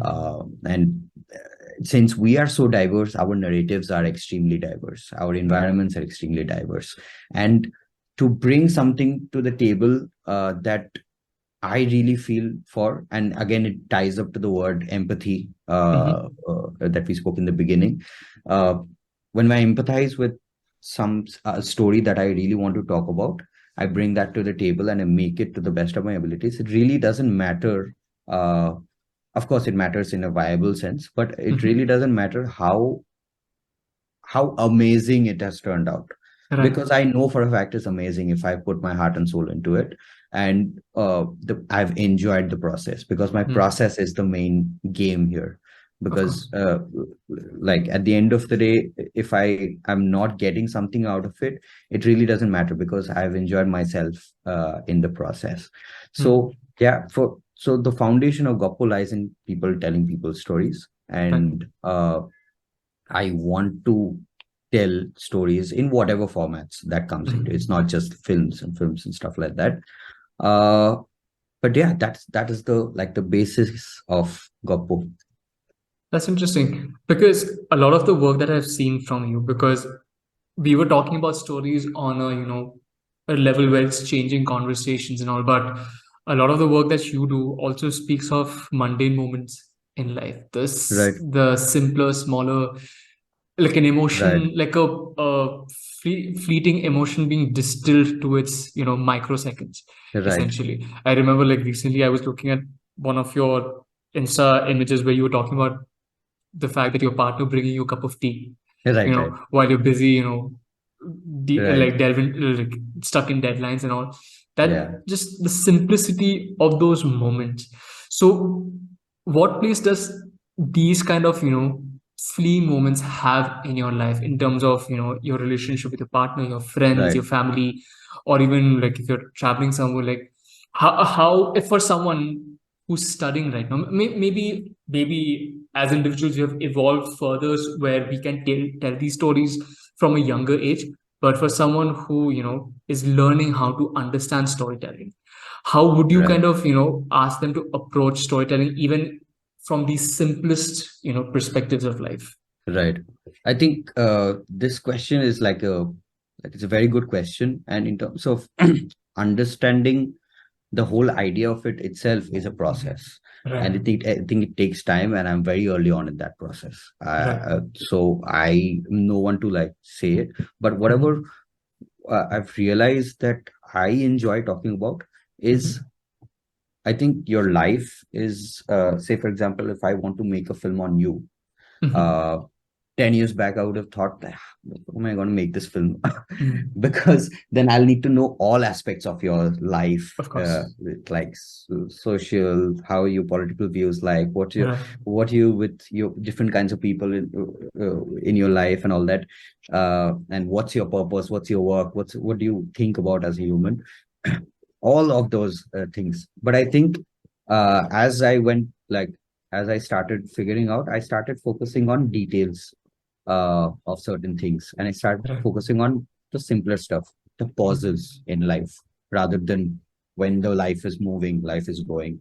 Started focusing on the pauses, because it's only in the moment of pauses where you really focus on yourself, Right. and you kind of look back in hindsight and you kind of contemplate, and that is what brings uh your conscience as a person, or what are you thinking about, to perspective at that time. So it works it's addictive for me, that part of Right. it.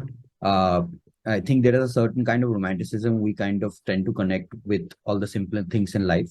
Like Right. back when time was simple and we used to enjoy mangoes while on our way to school and all that. Mm. And I love that romanticism, because I think that's it. That is what is intrinsic to you. Right. Even if you're like become like somebody else now, and Right. you have more responsibilities, more things like that. It's only in hindsight that when you contemplate, that you look back on the good days of life, or the simplest Right. things of life, or like when you're taking a pause of a cup of tea, or like sipping a cup of tea, you're thinking about just being at peace and being reminiscing the simplicity of your life at Absolutely. that moment. So I think there's something special in that, and I Mm. really love to like put it forward there.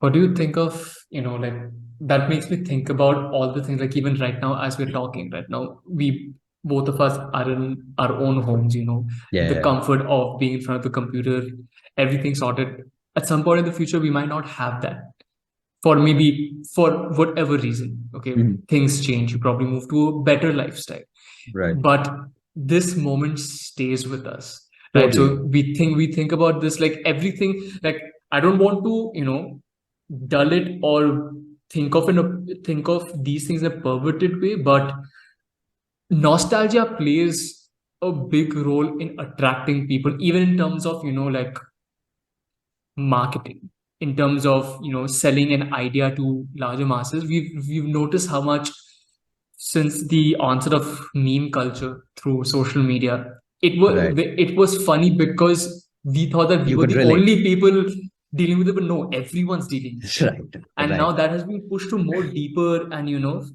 finer Yeah. levels, where something like just sitting and having a cup of tea Right. is something Right. in from whichever culture we belong to, this connects immediately, That's so true. right? That's so So true.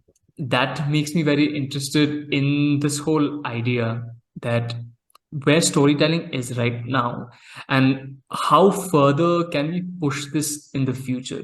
Or I mean, to like clarify my idea behind this is that, do we see a saturation point when it comes to the way we tell stories right now, or do you Right. see this can be pushed even to a different level, which might seem a little confusing or even incomprehensible for us right now?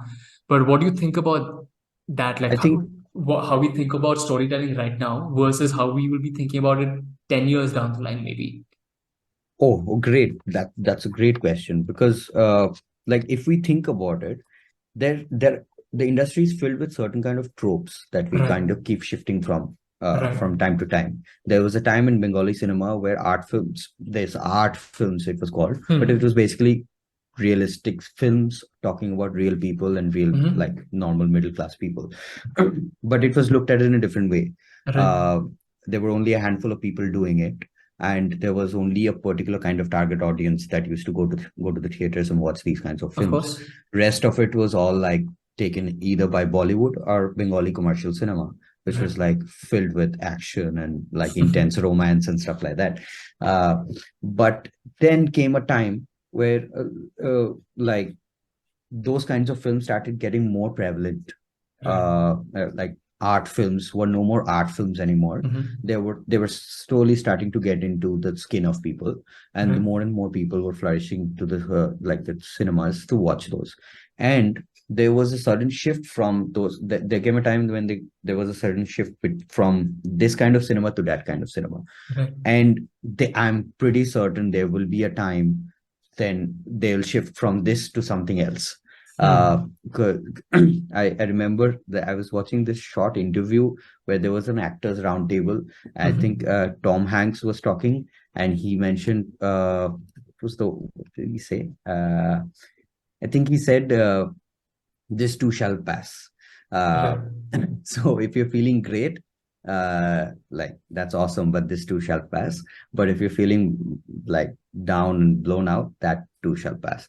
And I think this is going to be a constant process. Hmm. In If we think long term, we're never Hmm. going to stop.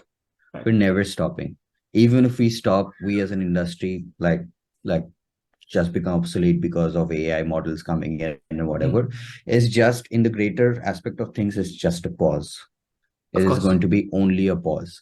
So no matter what, and in this world, like, we're so many Hmm. of us that there cannot be a stop to Yeah, serve you can't run anything. out of ideas Yeah, at this you point. can Every never. minute thing is a seed for another new concept. Exactly, Yeah. exactly. So I completely, like, agree with you on that. So, I feel like there is no, like, even if you think long term, Hmm. like, there is no pausing. Right. We're not stopping anytime soon. But if we Right. think from day to day, how do we cope? How Hmm. do we cope with the industry? I feel right now our main battle, two battles we are fighting. I think one Hmm. battle is to make it more prevalent, to Okay. make more people aware of Hmm. what we are doing. And if people are enjoying, uh, understanding what is stopping them from like crossing a path, or Right. and stopping them for actually interacting rather Mhm. than just being a spectator. What is stopping them, and Right. devise basically ways into which they'll be more involved. And these are again like long-term things. One Of person course. probably can't do this alone. That's why we need like a movement. And I'm glad that again I'm saying that this conversation has moved to such, like we set the ball rolling for Mhm.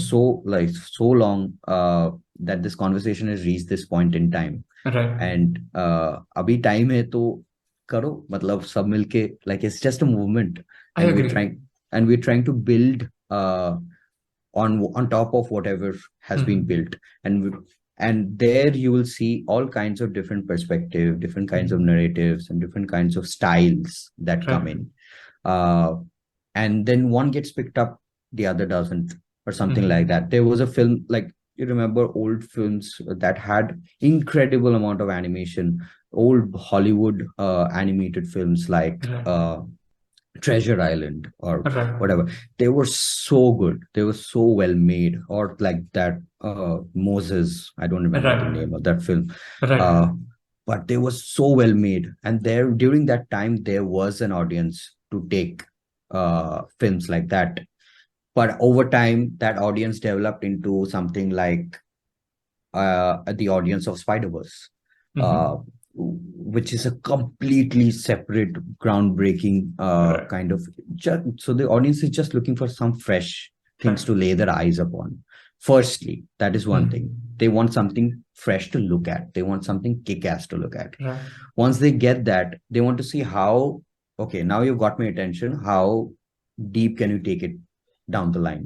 Mhm. Are you going to make me ask questions about life and myself and whatever, or is just Right. going to be like upar facade hai and it looks amazing but there's Right. nothing much in it.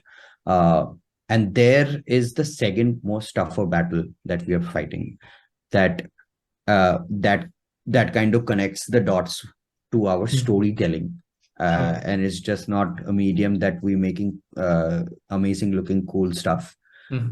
but it's also like just conveying, and then the style becomes secondary or Right. tertiary.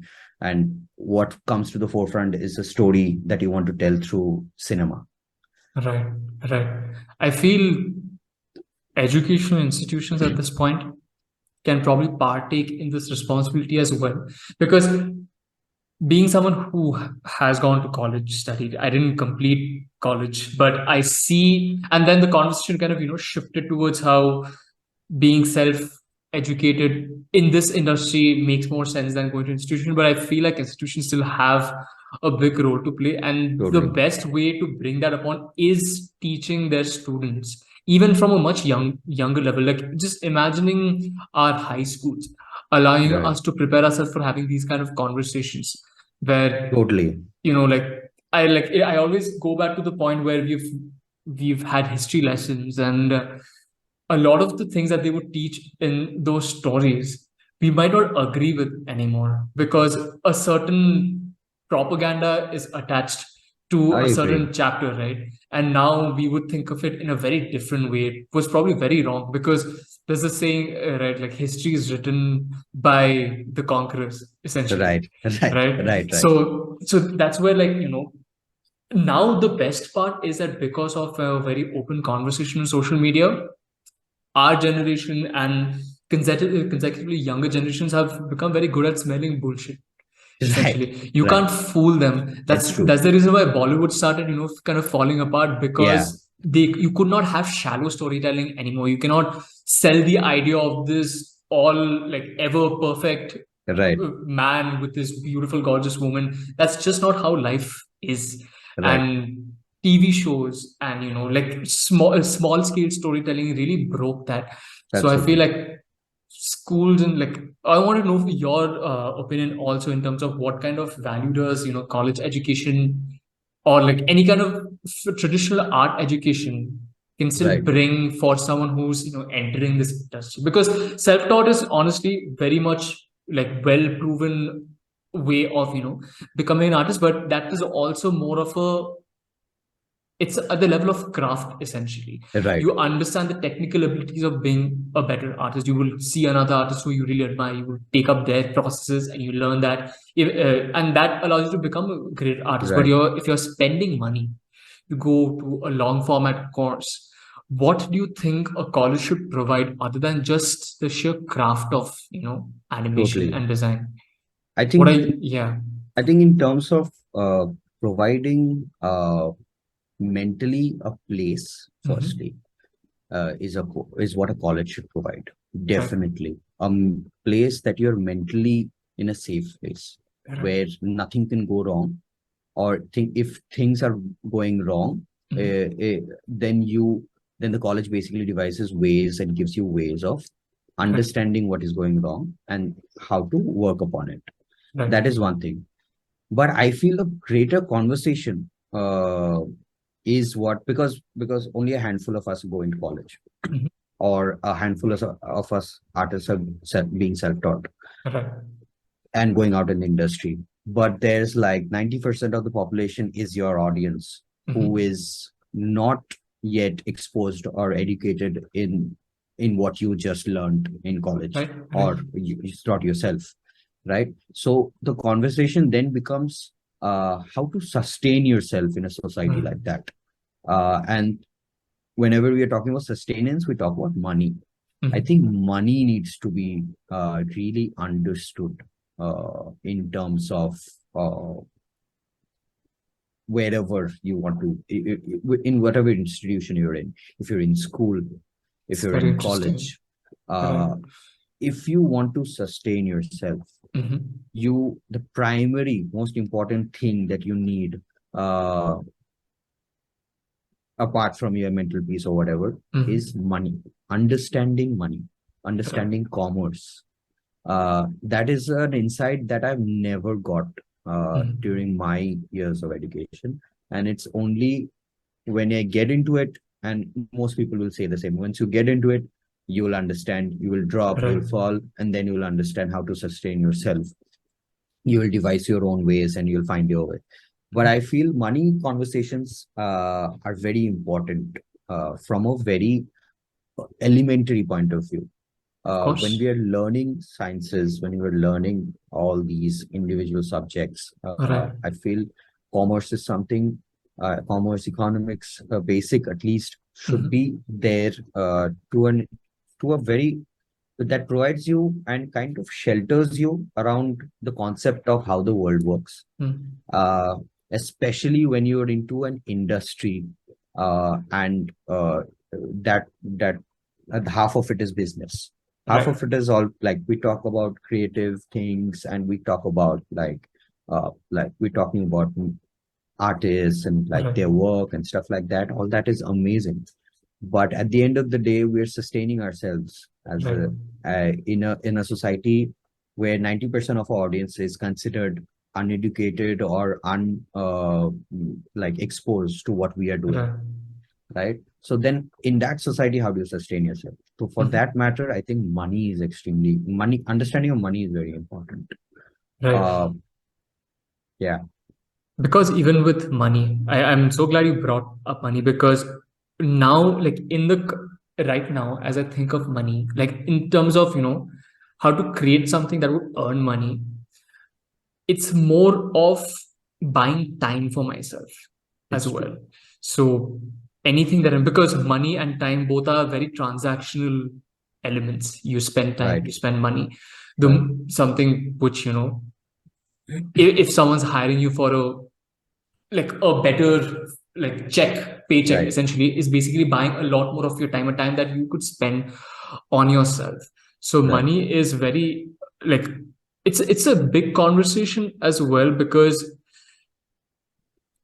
teaching creatives about financial decision making is a tricky place because Yeah. we believe that okay, we are artists, creativity is the only thing that would suffice for us, but Right. that's not the nature of the people who we will be building products Dealing for, with. Yeah. right? Yeah. They will have to buy into the concept of essentially value, You're right. right? Did we make something that they would value? Did we value do we value their time enough? that It's this very project that they important. will be actually willing to spend, probably even if it's 15 minutes. And this is something because I found it very interesting. I have a older sibling as well, Okay. and she has a genuine love for the Korean culture. So, Right. and she's not even into the whole the K-pop side of things. She loves Right. watching TV shows Right. that they make. And I remember I used to recommend her like certain shows that I like. That could be probably like a long term like Netflix series or something. She would not be willing to watch that, but in fact she would be watching the other the Korean TV shows a lot more. And Right. that's what taught me a little bit about how value is assigned. Right. It's not about the person thinking that's a bad project or something. It's about, is it worth my time? Right. If I'm going to spend an entire night binge watching something, will I invest into that? So I Right. think this is where money, like in a creative sphere, how money plays a role. Like if you're going to Right. work on a project which is going to release 2 3 years later, a certain sense of judgment you would probably also need to have whether this project is going to, like, is it something worth my time? Am I being able Right. to spend my time like being very creatively fulfilled as Right. this thing? And now we have almost come to this space where job like jobs come and go. We can't Totally. expect a 9 to 5 sort of a situation. It's becoming a gig economy, and it's going to get bigger and bigger in terms of that. Totally. A lot of I'm a concept designer, and I see a lot of my creative comrades, they are starting to take up this position of becoming a filmmaker, and and tools have become more accessible. Yeah. Putting out a project, a short film, is becoming much easier. But Right. that's the thing. Now it's about how you spend your time, valuing your energy, Right. and also knowing the fact that something that really feel fulfilled by might not resonate with other people. Exactly. So Exactly. if it's something, if you translate that to financial value evaluation, Right. you might spend 3 years on something which might not resonate at all, and it Exactly. kills. So that education, I feel, is also very interesting. And colleges, Exactly. I feel, they are the best place to have this conversation. But what do you think? Like I don't know if you converse with students at this point. Like how have they been thinking about what the industry is? Right. What are their expectations from folks like you, who are Right. essentially, you bring in people now to work with Right. you? What are they asking you in general in terms of what are their queries at this point? I think I'm like very new, like new to this. Mm-hmm. And but I've been always chatting with people. Mm-hmm. So whatever like queries and stuff like that people throw at me, I'm at Right. least I should have the clear conscience of at least answering them to the best of my abilities, Right. from whatever I know. Mm-hmm. But I think the conversation again bring like if we're talking about time and Mm-hmm. money and stuff like that, just think about it. There's so much of content out there. Right. There's no dearth of content. Content is like exploding on the internet right now. You can see anybody can see anything. Right. But uh, one if you see it like that, now say for example, if you have a story that you have worked thought about 10 years, Right. for 10 years, you come go to then you go to people and ask for funding for Mm-hmm. making something out of that story, Right. and people are not being able to fund you, or nobody is funding you yet.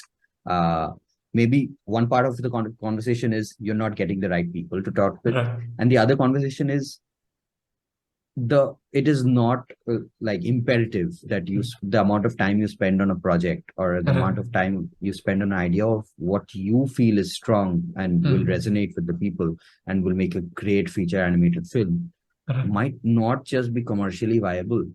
for, or maybe it's what the audience needs at that time, Right. but there is no person in the industry yet who's going to bring it Right. to them.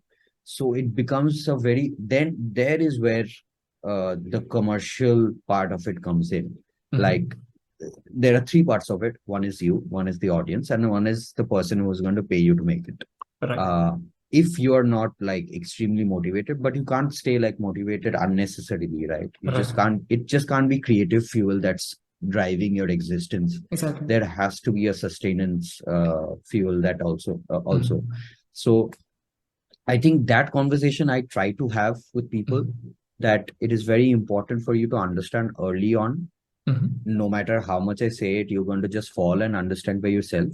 Right. But still have open conversations about, Right. uh, say, for example, if you're trying to understand a project or client comes to you with a certain kind of brief, uh, Mm-hmm.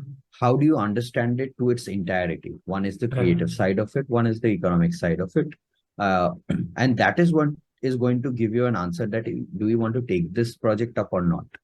Ki, is it satisfying at least one or two out of three things that you need?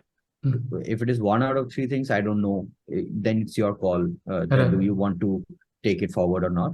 If it's two out of three things, then you figure. Then like, and that conversation includes one thing is like your creative satisfaction. How awesome is this project? Secondly, uh, the freedom that you're getting on the project, like in terms of time, in terms of work culture, in terms of whatever. And Mm-hmm. thirdly, how commercially viable this project is. Right. So these three things, if you get like two out of three, and then you keep making that bargain from time to time, But I can think you ever these, find a workable balance between these three options? Because I feel like it's this whole game about whenever you err towards a specific thing, the other two drastically fall yeah, behind, right?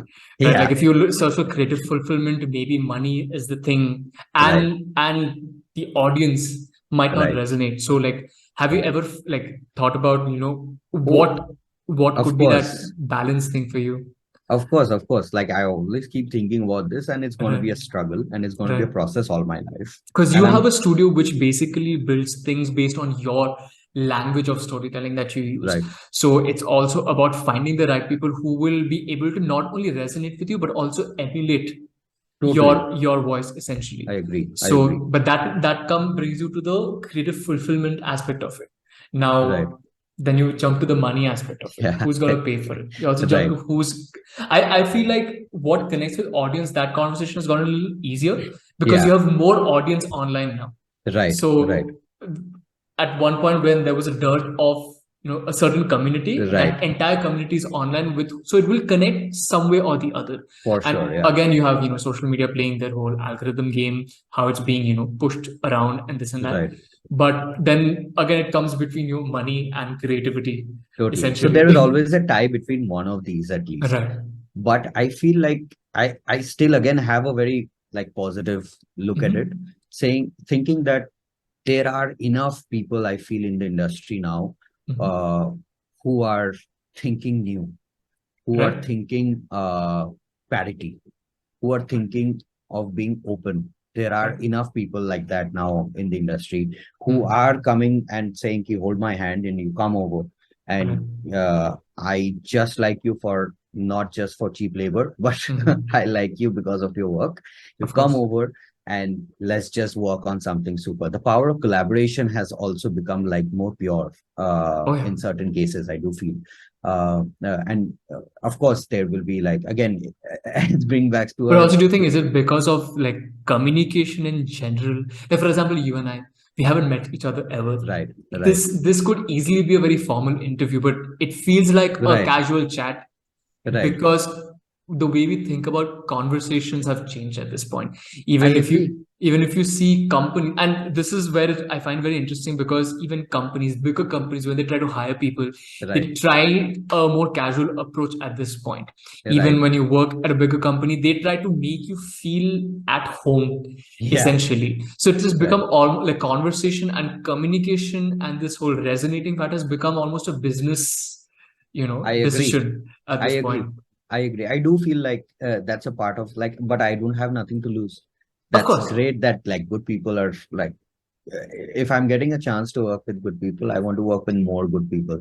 And Right. my only thing that I can do as like a basically a result of it is Mhm. transfer that goodness to other people I work with. Absolutely. So this is what my innocent little motto of work Right. getting into the industry and starting is right now. I don't know how Mhm. far that will lead me, but I feel hopeful. I am positive. Mhm. Of course, there will be ups and downs. I'm sure there will be, but I feel like there are enough number of people to start a conversation and right now than Right. anytime else.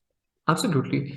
Even because I was thinking about this recently, we And have a lot even, of. Go ahead, go sorry, ahead. No, because I was thinking about how specifically in the last 2 3 years, because we were recently talking about there's no dearth of stories at this yeah, point, yeah, but there is also a concerning factor about over content creation as well, yeah, because we yeah, see something which began as a very beautiful thing at the onset of 2020 when COVID hit, people had to yeah, stay home. So creators from all around the world came together to make more stuff right, so that people can stay home, enjoy themselves, not fear the situation right, as well. But now, essentially, the pandemic experience has kind of reduced to a normal thing now. We yeah, have embraced the new normal, and the right, new normal has kind of fed like withered away at this point. right, And we right, are back on the streets, we're all engaging with everyone, and right, now suddenly like everything that's been created, there's constantly something coming out which right. becomes your new mundane, Yeah, right? Like that's it's true. being a part of your life. So how do you think, like, is it something that we should even break away from? Because human beings at our core, we are very similar, no matter what our belief systems are. The moment something becomes a very genuine topic, something Right, new shifts us to that direction. right, right. Suddenly everyone's going to start, capitalizing on that new Tapping that. thing. Yeah, capping that whole market suddenly. Right, That becomes your genuine thing. Maybe sometimes they reverse back to what was once a main thing. Like that's why we see so many sequels being made, right, based on existing stories from the right, past. right. So this homogenization of Content. content creation constantly, like what are your thoughts on that? Because you and I are people who are going to be part of this whole process, Right, this machine, right, essentially. where right, do you where do you think the uniqueness comes in? Like how do you right, step out of this herd, essentially? right. I think if you see it from a very longer perspective, then Hmm. it becomes a cloud. It Right, becomes like haphazard noise. right, Like once you see, like you open Instagram and go reel after reel after reel, we're just so overpopulated as a as a as as the world. right, uh, I think there's obviously going to be an over content creation hmm, scenario always. right. So the thing is, how do you cut out on the noise and focus on what's Exactly. your voice? Hmm. Everybody is putting out their voice out there. It's very easy to write Right. something, like just go there and comment, or just go there and tweet something to Hmm. make you feel what you feel, or just put out a piece of content, like you shoot yourself or whatever. In whatever way possible, people are expressing themselves Right. to the best of their abilities out there. And the fact of the matter is, then the audience also is having an overdose of things to watch. Hmm. But the beauty of it is, once you see it like in a theory, and once you Hmm. see it in like a longer perspective, is all noise for everyone, for the Right. content creators also, for the people who are watching our content also. Hmm. But if you think of it, at this point, if you raise your left hand, uh, there will be like like a million others who are raising their left hand with me at Right. this point, right, in the Right. entire world, right? But then the rest of the world, they're not picking up their hands right now. Of They're course. picking up a second later. So Hmm. I think we capitalize, as pieces of content or film or literature or whatever we're putting Hmm. out there, we capitalize on that fact that there's always going to be an audience for your work, no Right. matter how small or how later in life it comes in. Hmm. Uh, Even though there are tons and plenty of books on literature of thinking, talking about romance that is coming out, right, for Right. ages since say Shakespeare and like before, but we're still not over romance, right? Because these are Hmm. the certain like kicks of life, or the essence of life, Right. that we get. The kind of books that we read, or the kind of films that we watch, there's a certain kind of language that it Hmm. guides. certain languages are appealing to certain people, certain Right. other languages are appealing to others. So there's always going to be an audience for your kind of content or work that you're putting out. Even if it is like one person, they will be like super hardcore fans of yours and say, Right. you keep making content, and they'll be super inspired by it. So you don't need to worry about it from a how it is perceived point of view. I think the most important thing here is how you're expressing yourself and making your voice heard is what is, I feel, at least I give a lot of impetus to. So I am not a social media crazy person. I've all whenever I like I put out content like hardly like 2 times in a month, or like once I post once a month, and it's Right. hardly, I can hardly call it content in the Right. in the true definition of what it is now, right? There are companies being formed that are bringing in content creators Right. to, like, it's a full form business, and it's a full form like industry in Right. itself right now, and it's huge. So I really do not fit into that, but at the true essence of it, I'm still making what I love, and Right. I'm putting out, making my voice heard, putting out, expressing what I feel, and putting it out there. And I think at the truest sense of content creation, that is what everybody is doing. So would you say a personal opinion is something that, will stick to us throughout, like at any point of time Forever. over, Will, any kind of bigger, yeah, like I like the word content itself now it brings a negative has connotation. connotations, yeah, yeah. Yeah, But in the but truest form, it is, we are all doing the same. We're exactly. for ages. Exactly. And it's a great thing because social media has given so many people an opportunity to look away from their quote unquote job life, Right, find something new to that. They're also creating content, but it's paying for the rent, right, everything. They're right, like their life exactly. is much more sustained better, they're financially much more free.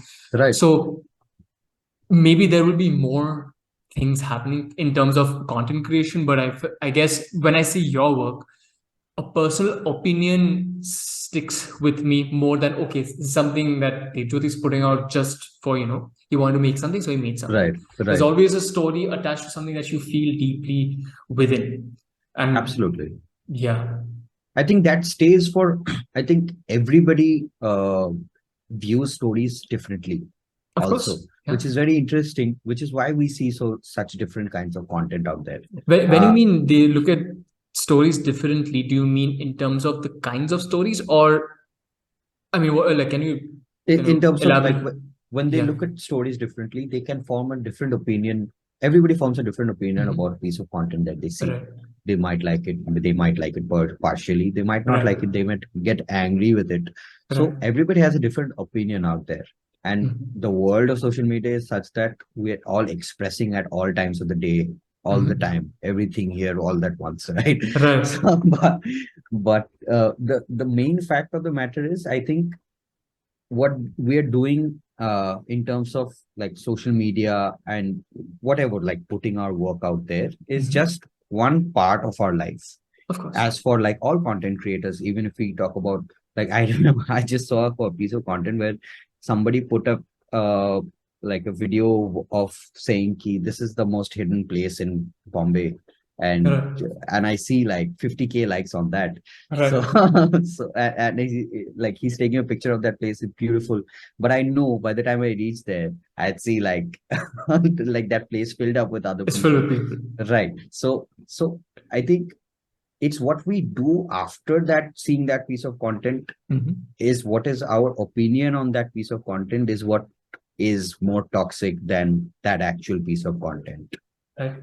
uh Putting out a piece of content is just self-expression, Right. in your own ways, in your own perspectives, in your own telling of your this story or this piece of whatever you just saw, giving you Right. this data, packaging it in your own way. Right. What you make of it is what becomes toxic. If somebody then it becomes a trend, then it becomes like people dancing on the same song again and again and again, it becomes a Right. trend, and then after a point you kind of switch off from it. Right. And it's a gradual process. Like after a couple of days, again you'll be back, you'll be seeing some fresh piece of content, you'll be following that piece of Right. content. it's like that, I guess. I remember, like, I think recently it was a news bit that came out where one of these judges, I believe from the Supreme Court, he made a comment about how getting offended by a piece of art is completely in the perception of the viewer and not the artist, It's true. which is a big deal to be said on a legal platform in our Right. country, where, which brings me back to the whole conversation about, are we ready to have very open conversation? I feel like there's still my take is there's still a lot to do, because I feel bad when I see comedians on Yeah. stage, getting hurt for doing their job. It's another day, Yeah. another day of work, but Going people behind bars for doing the going job. behind Yeah. bars for it. Yeah. Even we saw what happened during the Yeah. Academy Awards last year. Right. Right. That's it, like, because you can't expect people to be less sensitive, like, or like not given to oversensitivity of their nature.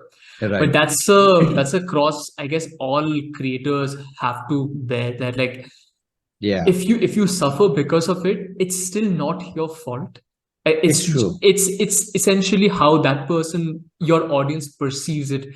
At the end of the day, your job is to basically tell your tale, essentially. Exactly. And how, once it's out there, it's not yours anymore, it's everyone else's. How they perceive it, like, I remember, this is something that has always stayed with me, and it's a very genuine, it's almost honestly a root in the way I work with Right. my craft as well, which was when I was watching Daredevil, the Netflix Daredevil. Right. Right. And there was the whole part, I think it was in the first season, where the antagonist, he fell in love with a painting, right?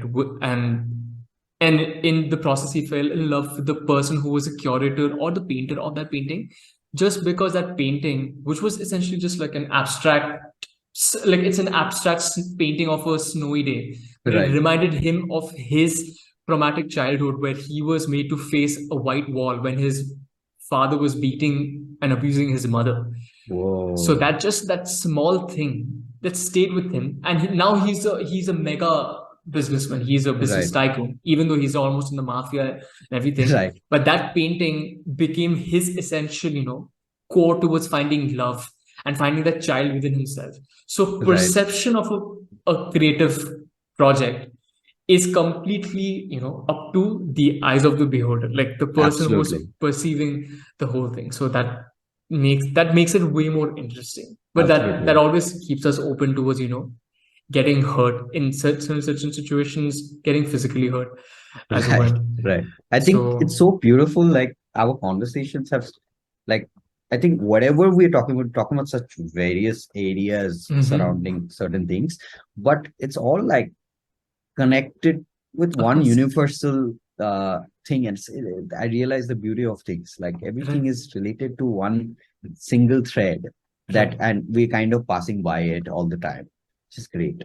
As you said, like, our quest, our journey as individuals is to find things which make us feel more like ourselves, right? We want to Totally. find, like, I don't know, like, maybe there is the whole conversation about the meaning of life, right?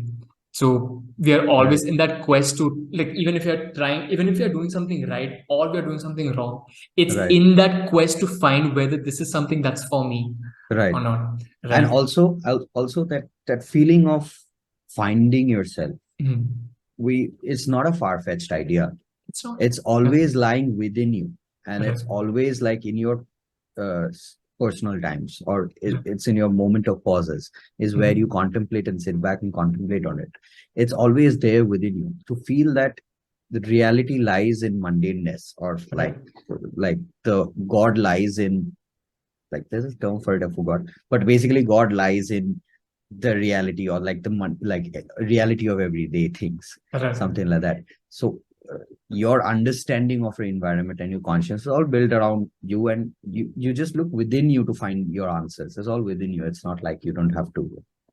That's Because I feel interesting. because I feel everything that we see, every problem that we go through is almost a projection that we create in our heads, right? And the moment, like, for example, if I say something today that Yeah. offends you, Yeah. you make a choice at that point to be offended by it or to let it be. Right. right? So Right. biggest of the big problems that we have in our lives, it's all originating from our own ego, our own psyche, It's true. essentially. And that's where, which is where art becomes such a big thing, because I don't even know, till now I haven't found a good definition of art. Like, how do you define art? Like, because it's everything all Right. around I us, you know. totally. Which is why even college education, when it comes to art, confuses me, because like, how can you even, grade someone based Right. on their artist ability? So you're basically, you're probably grading them based on their technical abilities, Right. but some of the most genuine pieces of art showed no level of high craft making. It was just a Totally. simple statement that came through one brush stroke, maybe Exactly. one pencil mark, and that was all that it took. So it's very difficult to define art. Like, yeah, have you Like ever if thought about like what art means like for you? I It's a just it's a big question, right, actually. totally, totally. It's a life question. Yeah. But yeah, I mean, I just remember, I just got a picture in my head of like Right. Picasso when he's old. If he's Hmm. like if he's in an institution, he'd fail like crazy Right. because of the kind of stuff that he was doing. Right. Not in his younger days, but in his Right. older days, if he put out Right. work like that, then like he'd fail for sure.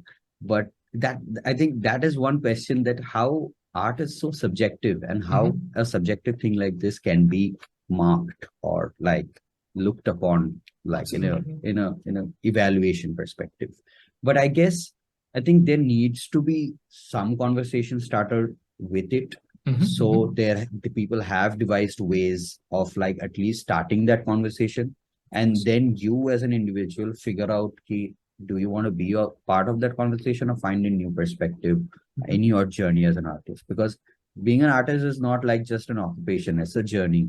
It's Of your course. like, I think everybody in their lives is, whatever they're doing, are It's not just a artists. lifestyle choice, it's an actual life decision. It's a life Yeah. decision. Yes. So, and it exactly has all the connotations surrounding it, all whether Right. it's how commercially viable you are, how what kind of a person you become, or like stuff like that. Everything kind of is kind of related to it. And Mhm. that, if that is your definition of artist, or what is your definition of artist in a truest sense, then we can like have conversations on some other intellectual level. Of course. But the fact of the matter is, if we are to become artists in, like, we need to look local, we need to be like have a very local outlook, because I feel the local and more simpler things like we break it down to, the Mhm. more universal it is Of in course. terms of anything. So even if you think that you want to be an artist in your truest sense, you can be like just all around you and just roam around, like just figure out life and art in your own ways, right? Right. Or you look around you and see your sources of inspiration.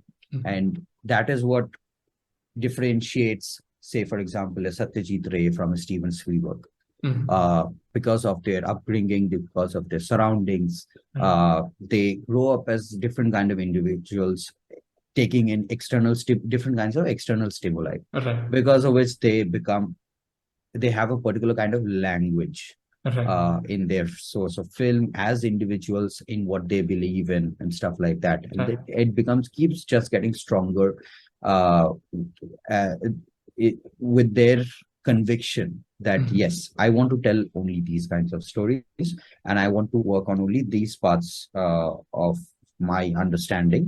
And that Mhm. is a decision you make as an artist. And the Right. more local you go, the more universal then it becomes. Then you put, like, say Very for example, beautifully put. you put a film like Pather Pachali in like Mhm. anywhere in the world, it's like Will everybody connect can relate. immediately. Exactly. Exactly. Because also you're using as a filmmaker, like for example, if we take Satyajit Ray as an example, or even someone like Akira Kurosawa, Yeah. the stories that they've told Yeah. are personally known to us. Like for Satyajit Ray, Exactly. it's personally known to us, but the tools, the craft involves a global take. Exactly. Because a lot of the influences, their education involved watching international Watching global international films, films. But that's the thing, you don't persuade your craft towards, a certain kind of Right. storytelling. You use the craft to tell your stories a little Exactly. It's better. a tool Yeah, at the end of the day. exactly. Right. See, Speak. similarly for like if you talk about animation or a Mm-hmm. camera or like lighting. All these are tools that you use in your quest of telling the right stories. This is all Absolutely. that's all I feel is it is there. It doesn't Mhm. become like no matter how motivated you are and be like animation is my life and my passion or whatever, but at the end of the day, storytelling is your Mhm. ultimate goal as an artist, Right. to strike conversation, and the tools that you use as an artist or whatever medium you want to get into Right. is what at the end of the day are basically tools. Absolutely. Wow, Debjyoti, this has been fun. I mean, Yeah, man. I'm so glad to have a conversation of this depth with another fellow creator, because as I've been telling a lot of my colleagues as well, like the whole point of rebuilding this whole podcast series was to have conversations which I know that a lot of younger creators will understand at this point. Right. As we were discussing, they can smell bullshit. They know Yeah. what when something's getting a little too superficial, and Right. everyone's searching for depth. And it's interesting because the search of depth came because as things went down over the last few years, we were kind of forced to be with our own thoughts in our own Right. homes. So people Right. found a certain level of depth. So they knew immediately when something doesn't connect, they step away from it. And these conversations, I guess, allow them to think on a deeper level where craft is something that they can build. I think even you've realized the more time you spend doing a certain thing, you get better at it. Your brain Right. adapts to it better. Right. But what you also feel jaded with it after a point if you have nothing to say That's so true. when you have that craft. So, final question, like it's not a question, Yes. but I wanted to know at any point in your life, some advice that you got from a fellow creator, could be someone who's not from the industry, which still resonates with you till this day. You know that you apply to your day-to-day activities, with the personal and professional. Has something of that sort resonated with you? If you would like to tell us about that. I think like now you're putting me on the spot on that. But I really need to think about it. But there's one Mhm. thing that it's almost like a humorous take. Okay. But this was told to me by Shekhar Mukherjee, who Hmm. was like the he was an animation department HOD at that time. Right. And like he had told us one thing when we were doing our animation principles exercises, and we were learning about all these Disney's like 12 principles of animation and stuff like Right. that. We're getting into the theory of it a lot. And I think one of our presentations, he was looking at all our stuff, and he mentioned he said your grandmother doesn't squash and stretch. So, which really is a like a funny one, but really, if you think upon hindsight, it gives you a very big perspective on what we are trying to achieve through this, all these Right. principles and this theory and stuff like that. What we're trying to learn, the Right. craft of animation, is what they're planning to. What the syllabus tells us is a craft of animation, but Mm. what we are trying to create, what they like the industry wants right now is living, breathing, thinking creators and Right. storytellers is what is required. So a particular thing is not going to be like everything is going to have its same way of Right. motion. Same, everybody doesn't have the same stories to tell, and everybody's life is and stories are different. So Mm. everything needs to be looked at it differently. That's why I Right. do feel like a lot of artists struggle with the idea of style. Very Of early course. on, they want to arrive at a particular style that they can call theirs. Right. Which is another conversation that I would like to shed light upon, is that you don't need to really worry upon it, Right. because it will come for sure. After a point, style it just becomes the brush you use, Right. or the kind of way you start drawing your eye. Do you start drawing from the foot to upwards, or start drawing from the head downwards? Right. It's all based on that. But your main thinking should be like, how do you find yourself as an individual, Right. or how do you find yourself as a voice, as an artist, Right. is the main basis of the conversation. Style is a very interesting thing to talk about because we, I think, when we were younger, we like as we were starting out, style was always something that we saw that another artist, a very prolific artist who's very well developed with certain artistic voice, Right. and we wanted to emulate that. But Right. there's a thing, right? A lot of a certain style has come out of certain limitations as well. It's It's true. not it's not an additive process, it's actually a subtractive process. Even thinking of the style of manga, it Right. was to bring in efficiency more than anything, like, or like an anime in general, like Right. the kind of motion there is, fewer frames because things had to be done quicker. Like Right. it was a budgetary And more restriction, economical. no Exactly. more economical. So Right. that's where it becomes interesting, because I can try and paint like another artist for a long, long time, and I can Right. get very good at it, but I will always be a second hand that artist. Right. But I Right. can be the first best version of myself at the That's end of so the day. true. That's so Right. true. So I agree with you. Style is But something we another should not worry about. but another thing that I would like to point out is Yeah. that I feel style is never original. Uh, Uh, I think Interesting. we as individuals are growing, Hmm. seeing everybody around us. There's something I'm taking every day from some random passerby or somebody around me that Of I'm course. inculcating in my life, whether it's values or like certain actions or certain Hmm. things that I do. And definitely in the art world, you're exposed to so many kinds of work. So at one point, you are maybe drawing from somebody else's work. You're Mm. drawing this from there, you're drawing that from there. I feel as a style, I feel style is never original. Right. It's just like a unique way of sieving through Hmm. your conscience of all the work that you've seen around you. I think that's what becomes your style. And then there is growth. Then there is Right. scope of growth. Otherwise, Right. then get stuck in a box. You get stuck in your style box. Right. It's almost like a jigsaw puzzling Yeah. process, essentially. You Right. find pieces that fit you, and speaks to how the creative process is in general. Like, as all of us, we've been doing this for a while now. The creative process is essentially like this dance between, you know, very obvious failures, but Right. also very accidental successes. Exactly. Right. So That's what something we that's celebrate.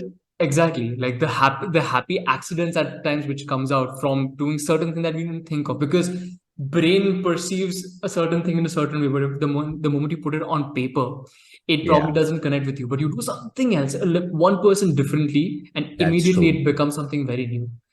That's so So true. That's so true. wow, amazing, Debjyoti. This was super fun.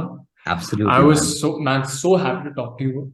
Like Same here. finally, I really Yeah. wanted to meet you this time when you were in Bangalore, because I live in Bangalore as well. I wanted Right. to attend the Right. event as well, but Right. work situations get in the way. Totally. But But yeah, next we'll time if I'm there in Bangalore, for sure, do let me know. we I'm should here. I'm definitely. here for a while. I would love to Super. catch up with you and like That's speak to awesome. in person as well. So it's But gonna be this has really been really fun. amazing, man. And especially like kudos to whatever you're doing with art talks and this like because we need more of this. Yeah. We need people to come on board and have such like free flowing organic conversations about whatever we are doing. Right. Because this conversation, we hardly enough get time for like 2 hours do we get to sit with some individual and just talk about Of course. work and life and art and stuff like that. Of course, we are always in the process of making, but when do we sit Right. down and like contemplate with someone else, it feels like you're part of a greater good. Right, because with these kind of conversations, I'm at least getting to sit with you and kind of Right, ponder as to how you think of life in general, and right, then 1% of that gets into the work that you do.